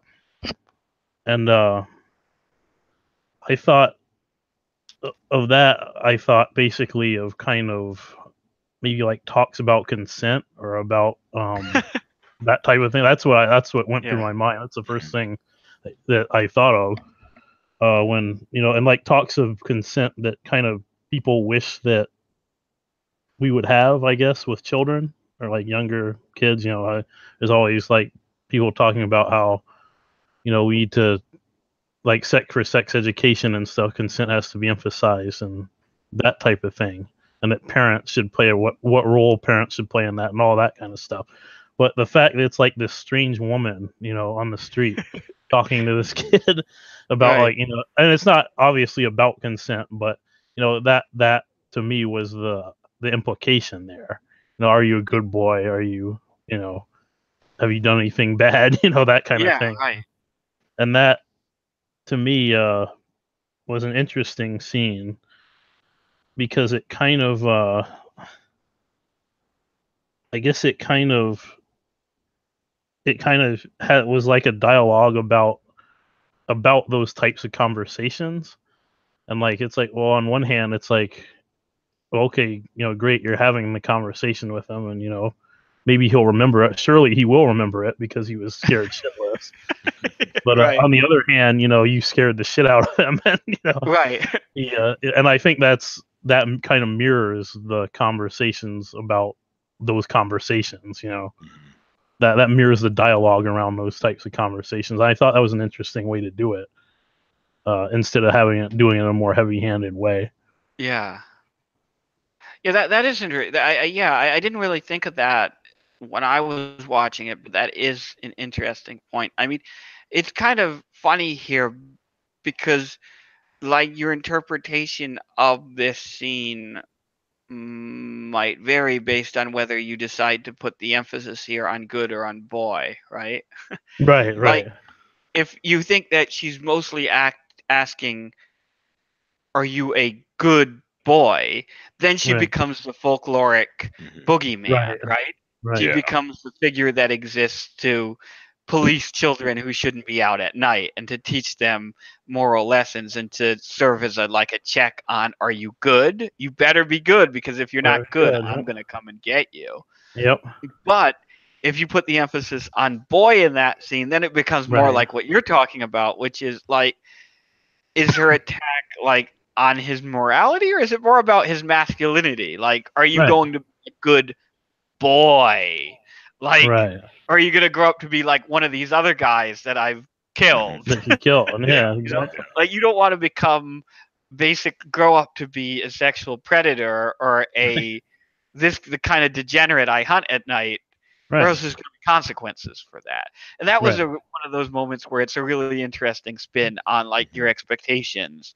Once right. again, if you think about like the folkloric kind of boogeyman versus Mhm. this more like modern, maybe feminist, whatever portrayal of the character. Yeah. And like I said, I don't think it was necessarily like it wasn't put in a ham-fisted way, and I No. appreciate that because a lot of Yeah. times, like Yeah. if this were a more ham-fisted movie, that would have been probably a longer scene and would have had Oh some yeah. other stuff Yeah. attached to it. There would have But been some Right. full blown lectures going on, and right, but the way it was put, I think, like I said, it leaves the scary stuff in the periphery. The scary stuff being, a conversation about consent and that kind of thing. It leaves that in Yeah, the periphery where it belongs, in a horror movie. That's right. It's not viewed directly. it's never viewed directly. Yeah. B-Boy, did you have any thoughts about that scene? Nothing that wasn't really already addressed. I thought it was, it was what it was. I will say one small thing that relates somewhat to that scene.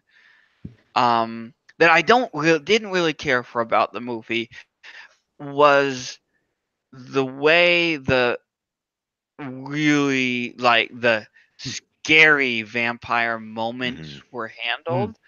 It like for the most part the camera work in this film and the cinematography in this film is very restrained. But then suddenly, whenever she went into full vampire mode, there was one of those like almost jump cutty moments, Yeah. Yeah. and like you got that sense of like woo, And I Yeah. thought that was unnecessary and kind of like Yeah. deepened the film a little bit. Yeah, Whereas it I was think, against tone. Mhm. See, I'm going to disagree with that. I don't think it was really against the tone or against because it's based on like these spaghetti westerns and shit. They're all like that. I mean, That's Yeah, to me, valid. it seems like that's another case where maybe there was too much throwback to the source material, Yeah. like you said, like too much. But I don't think it was against like the feeling of the movie. I think like I didn't really like it either, but I don't really like any of yeah. those types of scenes. I guess the editing there seemed very modern on the one hand and also very foregrounded on the other, whereas Mm. in the rest of the film, that stuff is Mhm. um, kept mostly invisible. You don't get the sense of, uh-oh, like you could feel the editor and the cameraman and all of that. Like you could feel them working. And that took me out of the Oh, film I because see. it's like this is a moment where the film is being manipulative and being very Yeah. overt. Hmm. And it didn't feel right with the rest of the film. It felt like suddenly Hmm. you had like 3 or 4 moments taken from a contemporary horror film and edited like a contemporary horror film, Mhm. dropped into this otherwise, as I said, more restrained kind Yeah. of art house sort of film. Yeah, I get what you're saying. And just to contrast that scene or those types of scenes with another one that I think was really good, the part where she sees Hossein out in the out Mhm. at on the street there, and she's on the other Oh, side of the street. He's yeah. on one side of the street, and she Oh starts to yeah. mimic his movements. Yeah. That was really good, and I thought that that was a scene, especially like I don't know if you guys have seen like this stuff. Like I mean, you've seen Nosferatu, Mhm. but there's also like I think there's a documentary or something that showed some of the origins of like how they came up with the ideas of how the character in Nosferatu moved and stuff like that.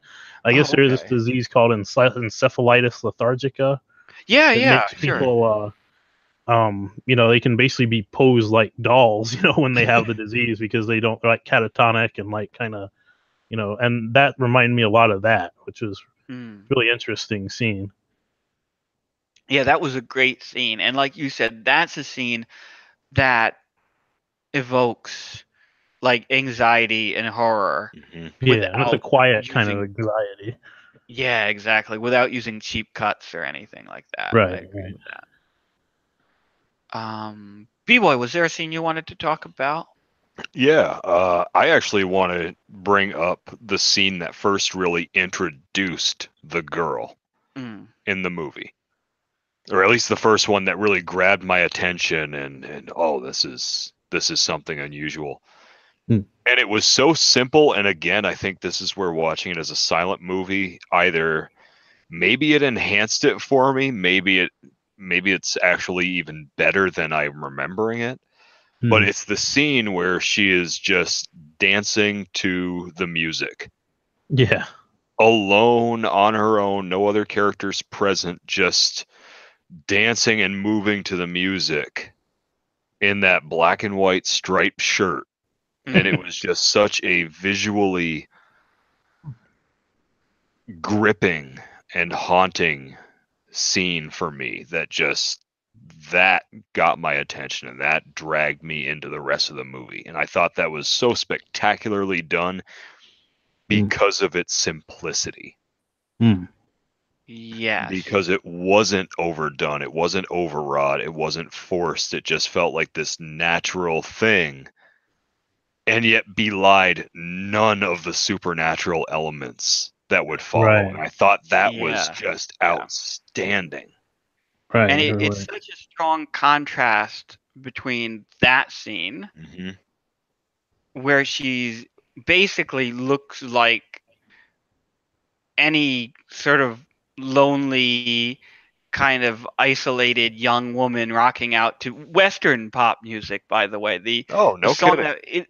is that, Rudy, the scene where Death by White Lies plays? I think so, yeah. Yeah. Yeah. And this is, by the way, the first, like, the first time you hear English words, I think, in the movie. Yeah.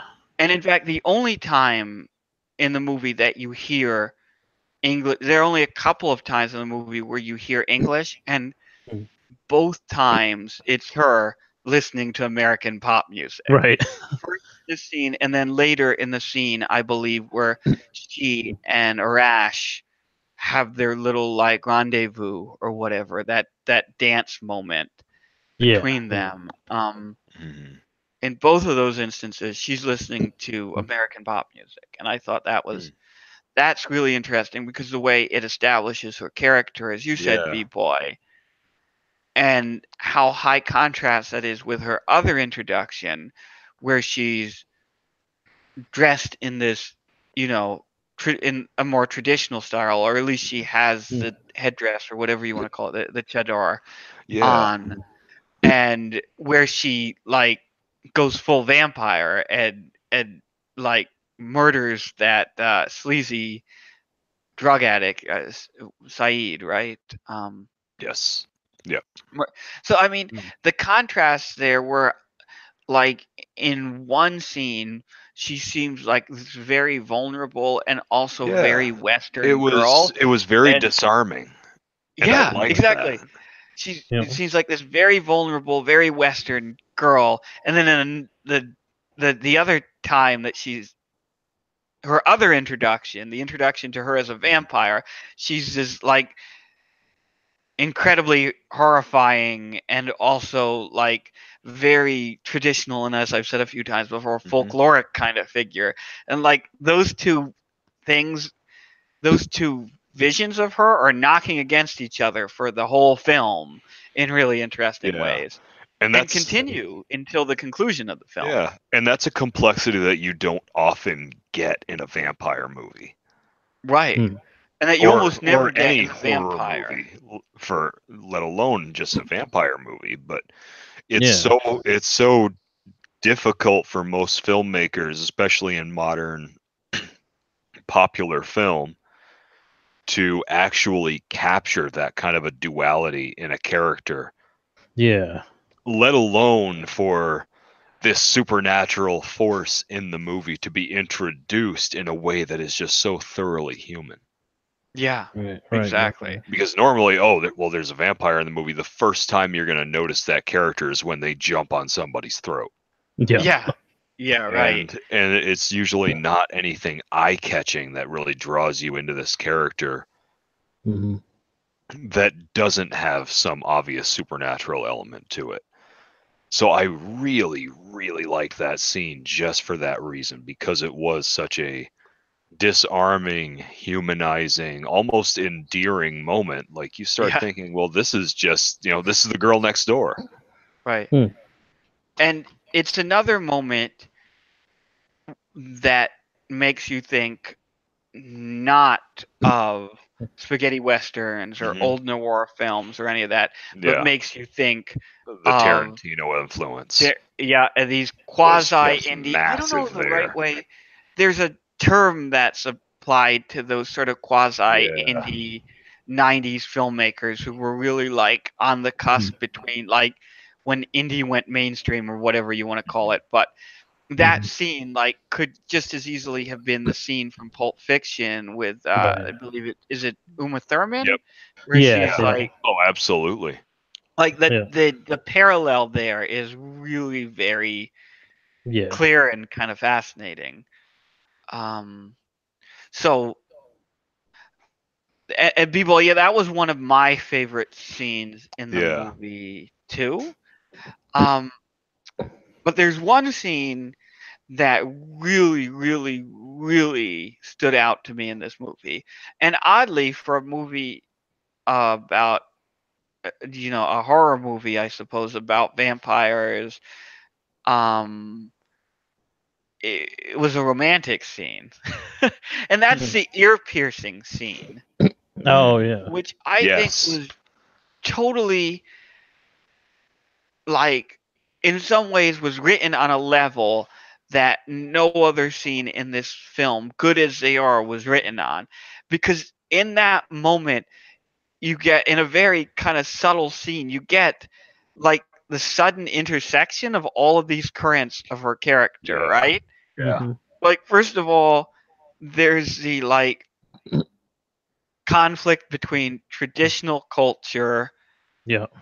and like modern culture, and the decision to abandon like some traditional aspect of herself because of her new modern boyfriend, right? I mean, it's almost like, this is pretty obvious, but it's almost like a loss of virginity kind of scene, right? Where Oh yeah. he Yeah, absolutely. and she has him pierce her ears. She doesn't do it herself, and she gives him the safety pin, and he's like, "Oh, are you sure?" And then, um, but also her response in those moments is really fascinating and unexpected, because you're thinking this is a vampire film. She's undead. She's not going to feel anything when the Yeah. needle goes through her earlobe. But Yeah. instead, she has a really strong, like, like emotional response Yeah. to it. And that was really fascinating to me. Oh yeah. And I liked that, and it goes back to the traditional elements of the vampire movie. In typical vampire movies, the bite is the over sexualized Yeah, concept of penetration. right. That's their allegory for the sexual nature of the vampire. And I thought that especially with the way that her vampirism is portrayed, especially punishing these sexually abusive men, to desexualize the bite and then have that great scene with the ear piercing where it is that romantic moment where there's still that notion of something penetrating the flesh. That was very nuanced. It was. And it was more nuanced in some ways than the rest of the film, I thought. But it also becomes this moment, though, of this moment of concession on her part, right? Like, where she's giving up um a piece of her persona, Yeah. and where she's uniquely oddly vulnerable. It's just yeah, Rudy. There's definitely an element of like performance there, I guess, or performativity or whatever you want to call it. Since I mean, like you said, she is a vampire, but it feels like she's almost, for him, she's doing the she Oh, kind of that's rebels. interesting. I At didn't least that's even the way think I read it. I didn't of really, that. but I mean, Yeah, with I the like other that scenes interpretation. in the movie, I guess that kind of goes with that, I guess, because she's had, and the idea of it, she's had to in some ways restrain herself, and certain aspects or restrain certain aspects of herself, um to live this life, to live as long as she has, I guess, as a vampire and that kind of thing. I guess that's a common theme of vampires. um Right. but in this, it seemed like it was almost like a performance, deal, and a performance along the lines of like his expectations. Maybe, I don't know. Yeah. It just Right. seemed like, Maybe. And I mean, that's kind of an open question, isn't it? Like, did she feel anything? And Yeah. that is kind of Yeah. like goes Yeah. to the heart of her character too. Like, to what degree there's always some question, I think, in her relationship with him. You're never sure Mhm. where Right. it's going to go and what Right. she is or isn't feeling, and at what point, to what degree she's like a predator pursuing prey, which is something that shows up in vampire movies a lot, and to what degree she's actually romantically um Right. interested in him. And so yeah, it's possible that that was to some degree a performance.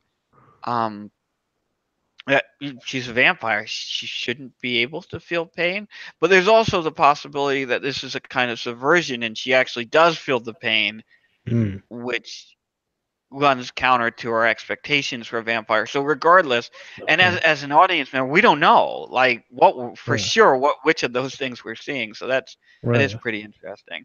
Like that whole scene is just very layered, and I think you could do like maybe not a God knows how long is this podcast going to be? 2 hours, hour and a half podcast It's on gonna it. be long. But you could certainly do at least probably a half an hour on that scene alone. But we're Oh not going to yeah. do that because we should probably think about um, wrapping up sometime. Mm. But are there any other moments, scenes, whatever that you guys want to talk about here? Hmm. There is one that I wanted to point out, and I thought this was kind of like you were saying with the male protagonist being that good guy drawn into bad situations. Mm-hmm. I thought it was a great piece of foreshadowing for what the character was going to be going through and what the female vampire was, what the girl was going to be hunting, was that very first scene where the male protagonist is with the I forget her name, but with the wealthier woman, where he is Oh performing yeah. work around the house, Oh yeah. and he points out to her, this is going to take a while. Would you mind Yeah. going to a different room? Because you and I alone in a room together, if your parents found out, that's very inappropriate. Right. And it Yeah. was that moment of acknowledging the traditional values of their culture. Mhm. And Yeah. I thought that was a really nice touch as far as setting up both his character and setting the tone for the movie. And unfortunately, I think that was also one of the high points for him as an actor in the movie. Yeah. Yeah. True. Right. Because Right. his, again, without the audio, his performance for me fell flat. Yeah, it didn't work for me His either. face Yeah. didn't Tell you the emote truth. very well. He didn't really seem to be emotionally invested Mhm. in the role that he was playing to me. Hmm. Yeah.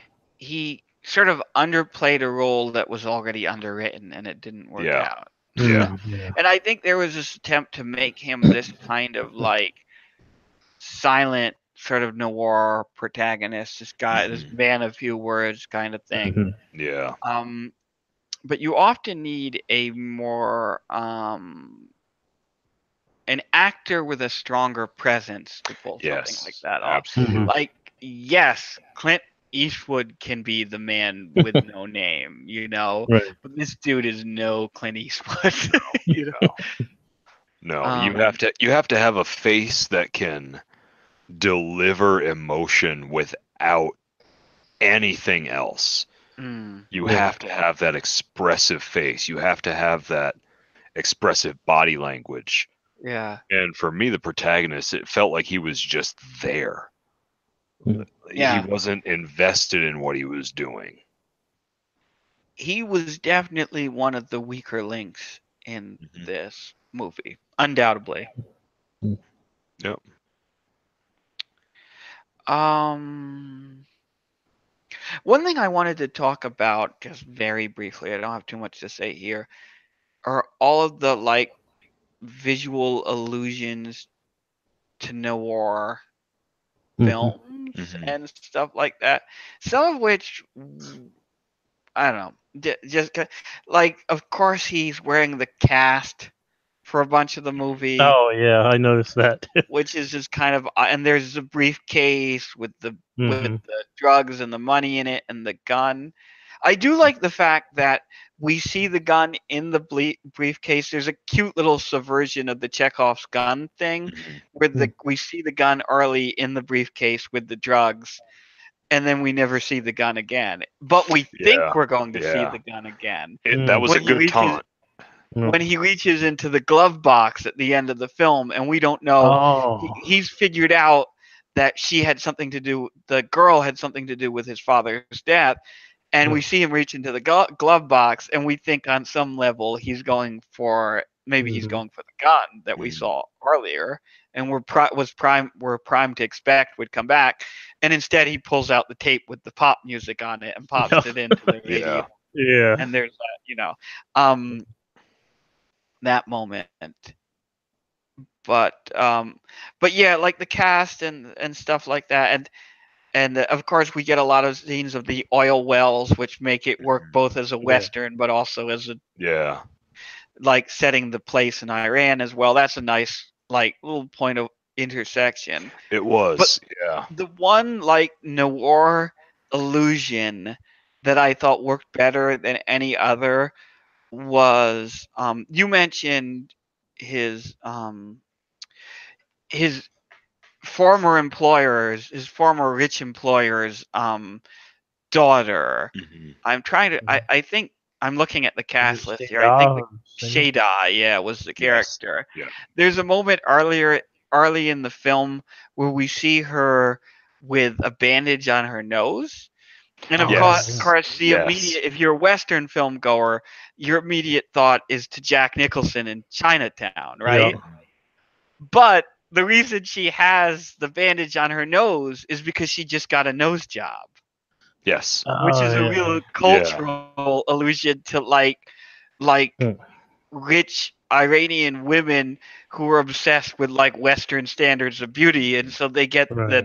you know they Yeah. have Right. their more Arab features eradicated, and so that was a really cool moment that I think captured a lot about the Yeah. film, even though it was very small, because it, on the one hand, it captured the film's, like, deeply elusive nature in terms of pointing backwards at Mhm. noir films and spaghetti westerns and all of this. Um, but also it caught the film's, like, interests in gender issues and Mhm. class issues, and, like, Yeah. questions of, like, the intersection of more traditional, maybe Arab culture, and or Persian culture, I should say, or Iranian culture or whatever, and Western culture, and how those things are in conflict. It was just and it wasn't belabored either. It was almost a blink and you miss it kind of thing. It wasn't, like, Mhm. pointed out, but Yeah. it was a really nice subtle touch that underscored a lot, I think, of what was going on Yeah. in the And I really Yeah. appreciate it when a movie can fit in a small detail like that and really Yeah. make the most of it, even if it is just a short little one-off thing. movie.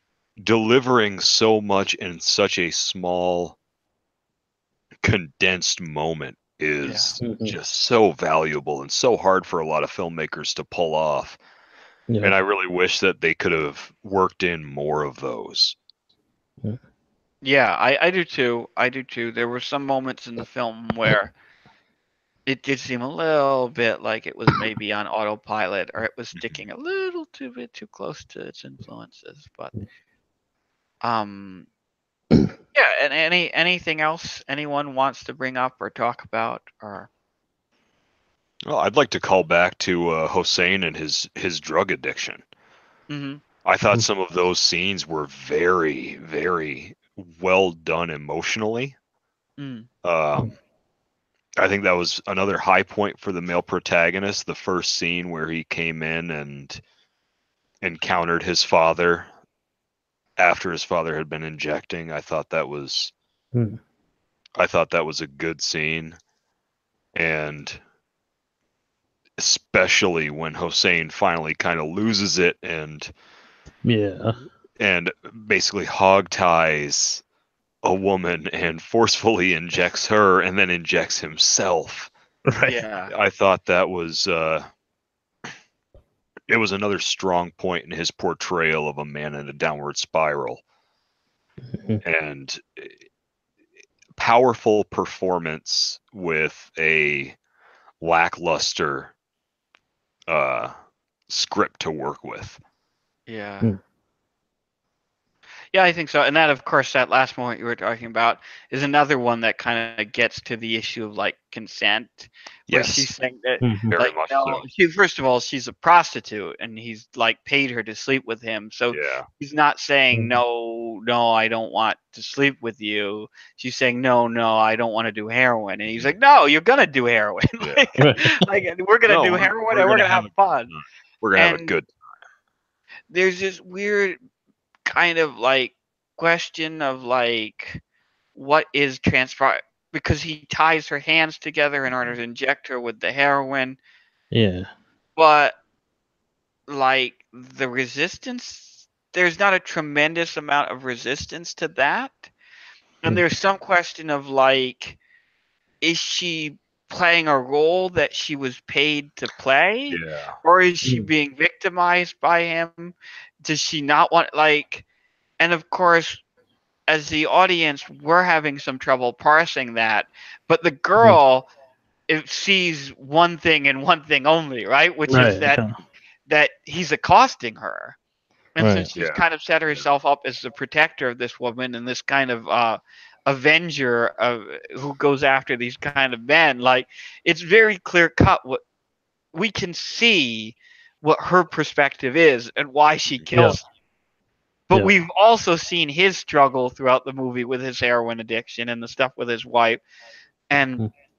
we also have seen like the prostitute character enough to wonder yeah, like how yeah, much it is she like feels like she's like compelled to play this role with her Johns and so on and so forth. And it all comes together in this moment where you've got these different perspectives intersecting.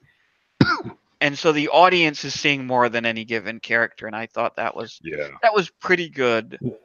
Um, in that it doesn't fall easily into Mm. a like there would have been a way to film that scene which would have been very unequivocal and very mhm, heavy-handed and made Hussein out to be an absolute like monster rapist and the Right. girl to be out to be this avenging angel kind of thing. yeah, Right. And there would have been another way to film it that would have made it appear as if turn the girl into the monster, Yeah. yeah, right?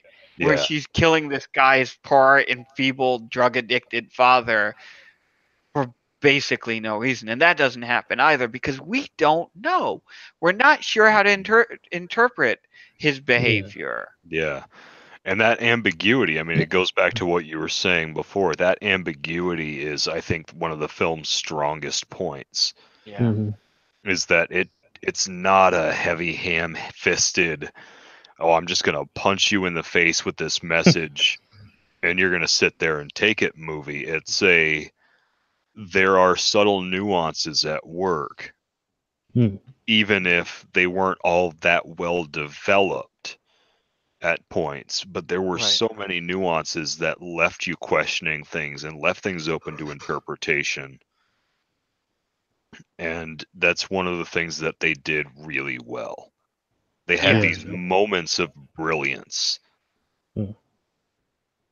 in the movie that really elevated the rest of it that was kind of lackluster and was kind of predictable and typical for the fair, but they had those moments of brilliance that really did make it shine. Mm. Yes, I agree. I agree. Anything else? We got anything else? The cat Um. deserves an Oscar, said it Yeah. before. Give that Yeah. Definitely, some. that cat deserves some kind of reward. Yeah, definitely. I just honor the cat, please. Please give the cat Yeah. some kind of I mean, at this point, I mean, This was filmed in 2014, so it's a little too late to give him an Academy Award. But you know what? Give the cat a Lifetime Achievement Award. Yeah, Give the cat, bring the cat, definitely. bring the cat who's How undoubtedly about a star on the elderly at this Hollywood Walk point. of Fame? Right. It's just, I mean, hell, I mean, didn't the Academy gave what's his name Polanski a Lifetime Achievement Yeah. Award. You Yeah. can't give Masuka the cat a Lifetime Achievement you know what? Award. That Oh. cat never molested a child. He didn't. That we we know know of. of. Just wait until that cat gets Me Too. You're gonna be Yeah, eating your true. words. Yep. We're gonna have to take this podcast with all the praise for Masuka the cat down Yeah. when all those Yeah. pictures are come out with him with a litter of kittens doing God knows what. Yeah. But or her. We Or actually her. don't. That's true. Yeah. Yeah. Yeah. Yep. So I think we can probably start wrapping up here. I don't have any final thoughts. We No. already kind of talked about the end of the film a few times. Yeah. I don't think we missed anything really. Probably at this point the podcast is almost as long or longer than the film itself. So Yeah. Yeah. Safe to say. Oh, one thing I will say, well, not really quite sure how to say this, but this movie is pretty important to me because I feel it conveys what I mean when I say the word gay, which is a word from the 90s that I fucking love, and I'll keep saying it regardless of how the times change or whatever. But as someone who lived through the 90s and says that word a lot, I think there's a sense of like, when you say and it, it's like, that's dumb or as someone who pretentious. I'm Yeah. sorry. No, I was just going to say also as someone who came of age in the 90s, Came of which I age, think and is that's what important. I mean. Yeah, Yeah. that's a good point. Yep. But I think there's a sense of like, when you say it, it's like, that's dumb or pretentious, Yeah. But I also envy that, and that and that's kind of how I feel about this movie. Like the whole movie, like the clothes, the hairstyles, gay. I mean, the long shots of people dancing, gay. That's all. It's all. Hella It's gay. gay. I mean, And again, for the people that are listening to the podcast rather than watching the video, I have to stress the fact that we are observing these words coming from a male humanoid anthropomorphic fox in a leather shrug. yeah. I mean, true. But this movie, I think, is instructive. I could point at this movie if somebody says, "What do you mean by gay?" and I've been asked that. What does that mean? I'll just point at this movie. I mean, that's what Right. I would specifically point at the scene, where he spins the disco ball, and they're kind of sitting there, the long shot of them sitting there dancing just alone, and so yeah, that's gay. And I think I don't want to take it too far, but I think that might also say something about how the movie treats its own subject matter, kind of. Because, Okay, I like, want to hear this. I want to hear this. so like, Yeah, so do I. there's a whole thing of like Iranians seeing Western culture, and envying parts of it. I mean, obviously, they in the 70s and before the revolution, they had a kind of Western culture there, and so it's Yeah. almost like a callback to that time. They envy that time maybe, but they also see modern Western culture and envy that, maybe some of them, especially maybe Iranian born or people who are of Iranian descent, from other countries, may look at that and be maybe conflicted between the traditional Western or the traditional Iranian values and the Western values that they live in or that they look at and say, hey, that's cool. So it's kind of like, to me, it feels like it's like we want to have it both ways, or not want to have it both ways, but it's like there's two different things going on there. It's Right. like, hey, I see that and that's cool, but this is where I'm at right now. That's Well, kind I of mean, it seems like you're describing the sensation of being like drawn to and repulsed by something at the right. same time, right? Exactly. Being envious of and disgusted by something at Right. the same time.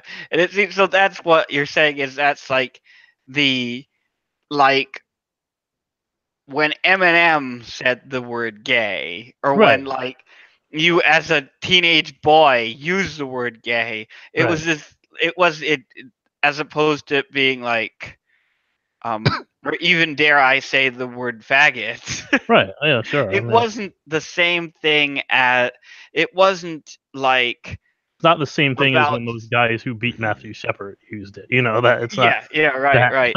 you know, But it's not it exactly the same thing. but the kind of fascinating thing here though is that the idea that it's not it's also not like conventionally a kind of conventional insult like you would take it to Right. be. Like it's Right. this odd sensation of which is interesting to associate that with the word gay. I mean, draw your own conclusions, but Mm, to be like, hey, like that's gross, but also like it's kind of I could cool. watch that for a while. Right. Right. Exactly. Exactly. Like, oh, And I think that's yeah. I don't know. I just feel like that people living in a very traditional culture, um, even like a traditional Christian or whatever culture here, which I've seen people live in, and it's like there's elements. If you look at even some traditions in America, like there's elements, like Christian rock.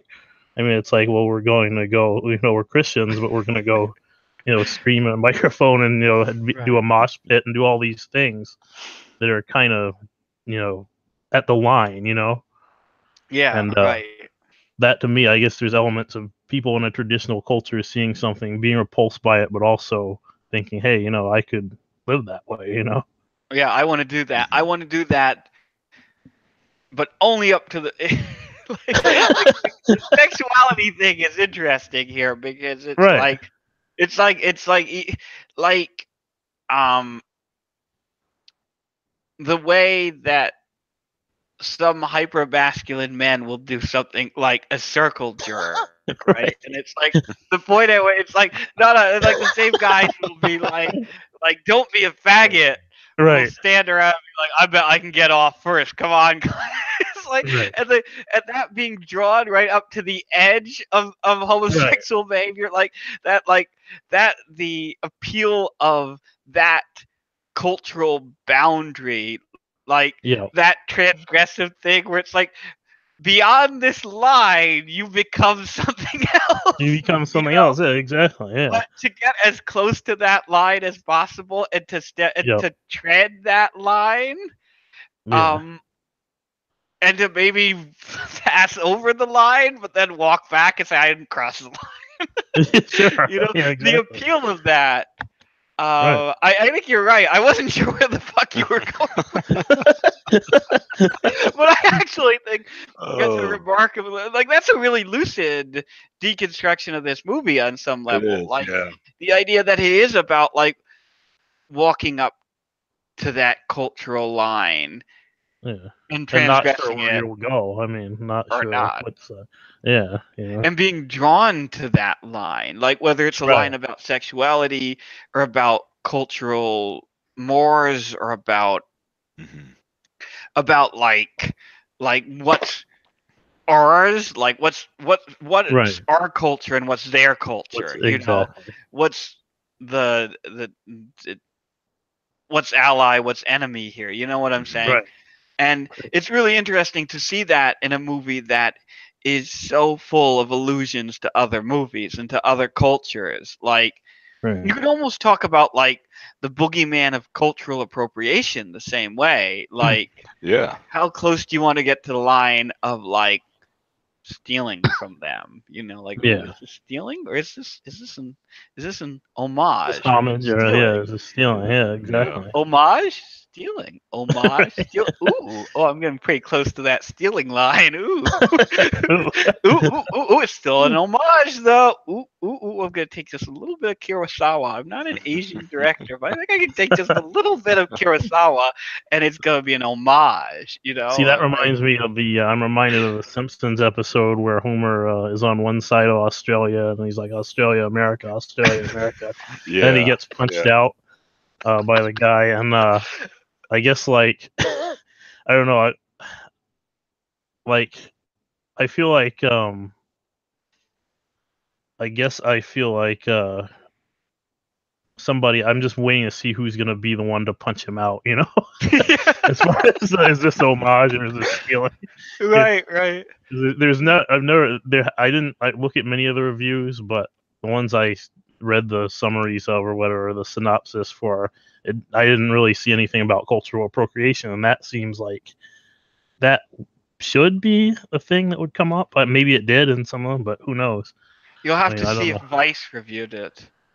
Oh yeah, I should true. It is a not Vice Films movie. Here I am, like dunking on Vice when they were the only ones who said anything about our about our visual novel there. But no, I mean I don't know. It is, and there's so much about this. It's like transgressive in that way, or that wants to be transgressive in that way. And that's another question. But yeah. I actually think that's a pretty good point to end on.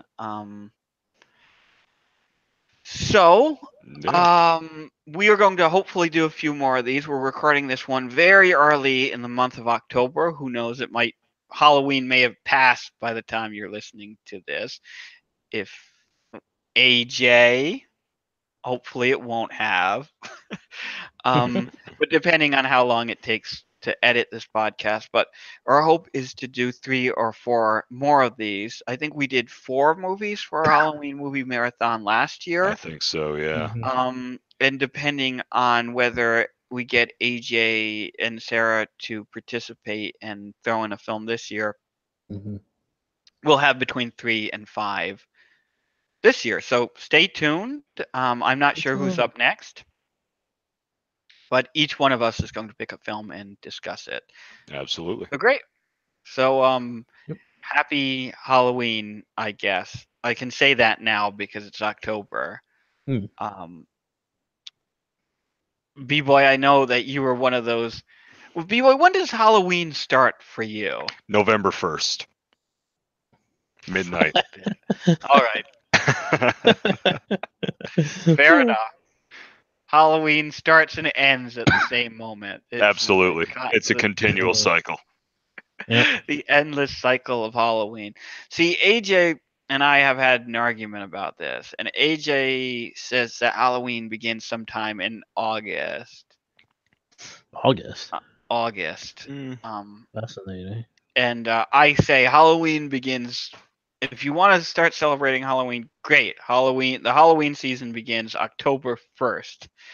And Christmas, by the way, Christmas season doesn't begin until December 1st. I won't even give you Black Friday for Christmas. Really? Not Black Friday? Black Friday is part of Thanksgiving. Yeah, I could see that. I mean, yeah, I could see that. Yep, and what better time to celebrate all the ungrateful people in this world than Black Friday? Yep, exactly. The Blackest Friday, the Black Day. Which now starts Thanksgiving night, mind you. Yeah. Oh yeah. Oh yeah, that's right. You've worked now. You've never worked retail in a place where you actually had to open. Did you ever have to open like for Black Friday and Thanksgiving? Not specifically, but my former company, we did not close on holidays, so we were already there on Thanksgiving, and our sales started on Thanksgiving Day. Oh shit! There is nothing in the world to me that is sadder than a day that is supposed to be celebrating everything that we are thankful for, and the first thing you see at 7:30 in the morning are people lined up outside trying to get the rush on these first day sale deals. when they should be at home cooking a nice family dinner to celebrate with the people that they care about. And that is probably the most oddly jarring, humanistic, family appreciating thing that you will ever hear me say, because I was that's gonna not say me that at all. But the pretty sentiment traditional, is if you will. there for many people, and that's what that day is supposed to represent. I And instead, it's consumerism. Yeah, let's buy our shit now. Get my shit. I don't go outside on Black Friday. I mean, I don't know. There's no point. I mean, hell, you just if you want something, pre-order it and What? get it. And if you What don't if you have want a the, TV for like $100? It's like 32 inches or more. why? Why do you want that? Because it's $100. It's I don't 32 know. I inches. mean, I'm I have I don't know. I don't know. I don't care. I just don't care. I don't care. What? And you know what? This year Smash Brothers won't even be out by Black Friday. So Yeah, fuck I it. know. Bullshit. Although Rudy, you're gonna stand in line to get in one of those Smash Brothers bundles that has the download code that you can't use for another 2 weeks. Oh, well, if you can't use it, then nah. Nah. Damn. I would totally boy. stand in line to get the bundle if you could use the code immediately. You could use the code early, so your second Switch. Yeah, I to would buy a Smash second Brothers one just to early. do that. Yeah. Fair enough. All right. Smash Well, Brothers. we're way off topic here, and That the we are. podcast Yeah, we is are. already too long. So, I'm gonna end it there. If you're listening, I'm sorry. I don't know. I'm sorry. And tune in next time. All right. Yeah. Fuck it. That's it. Fuck.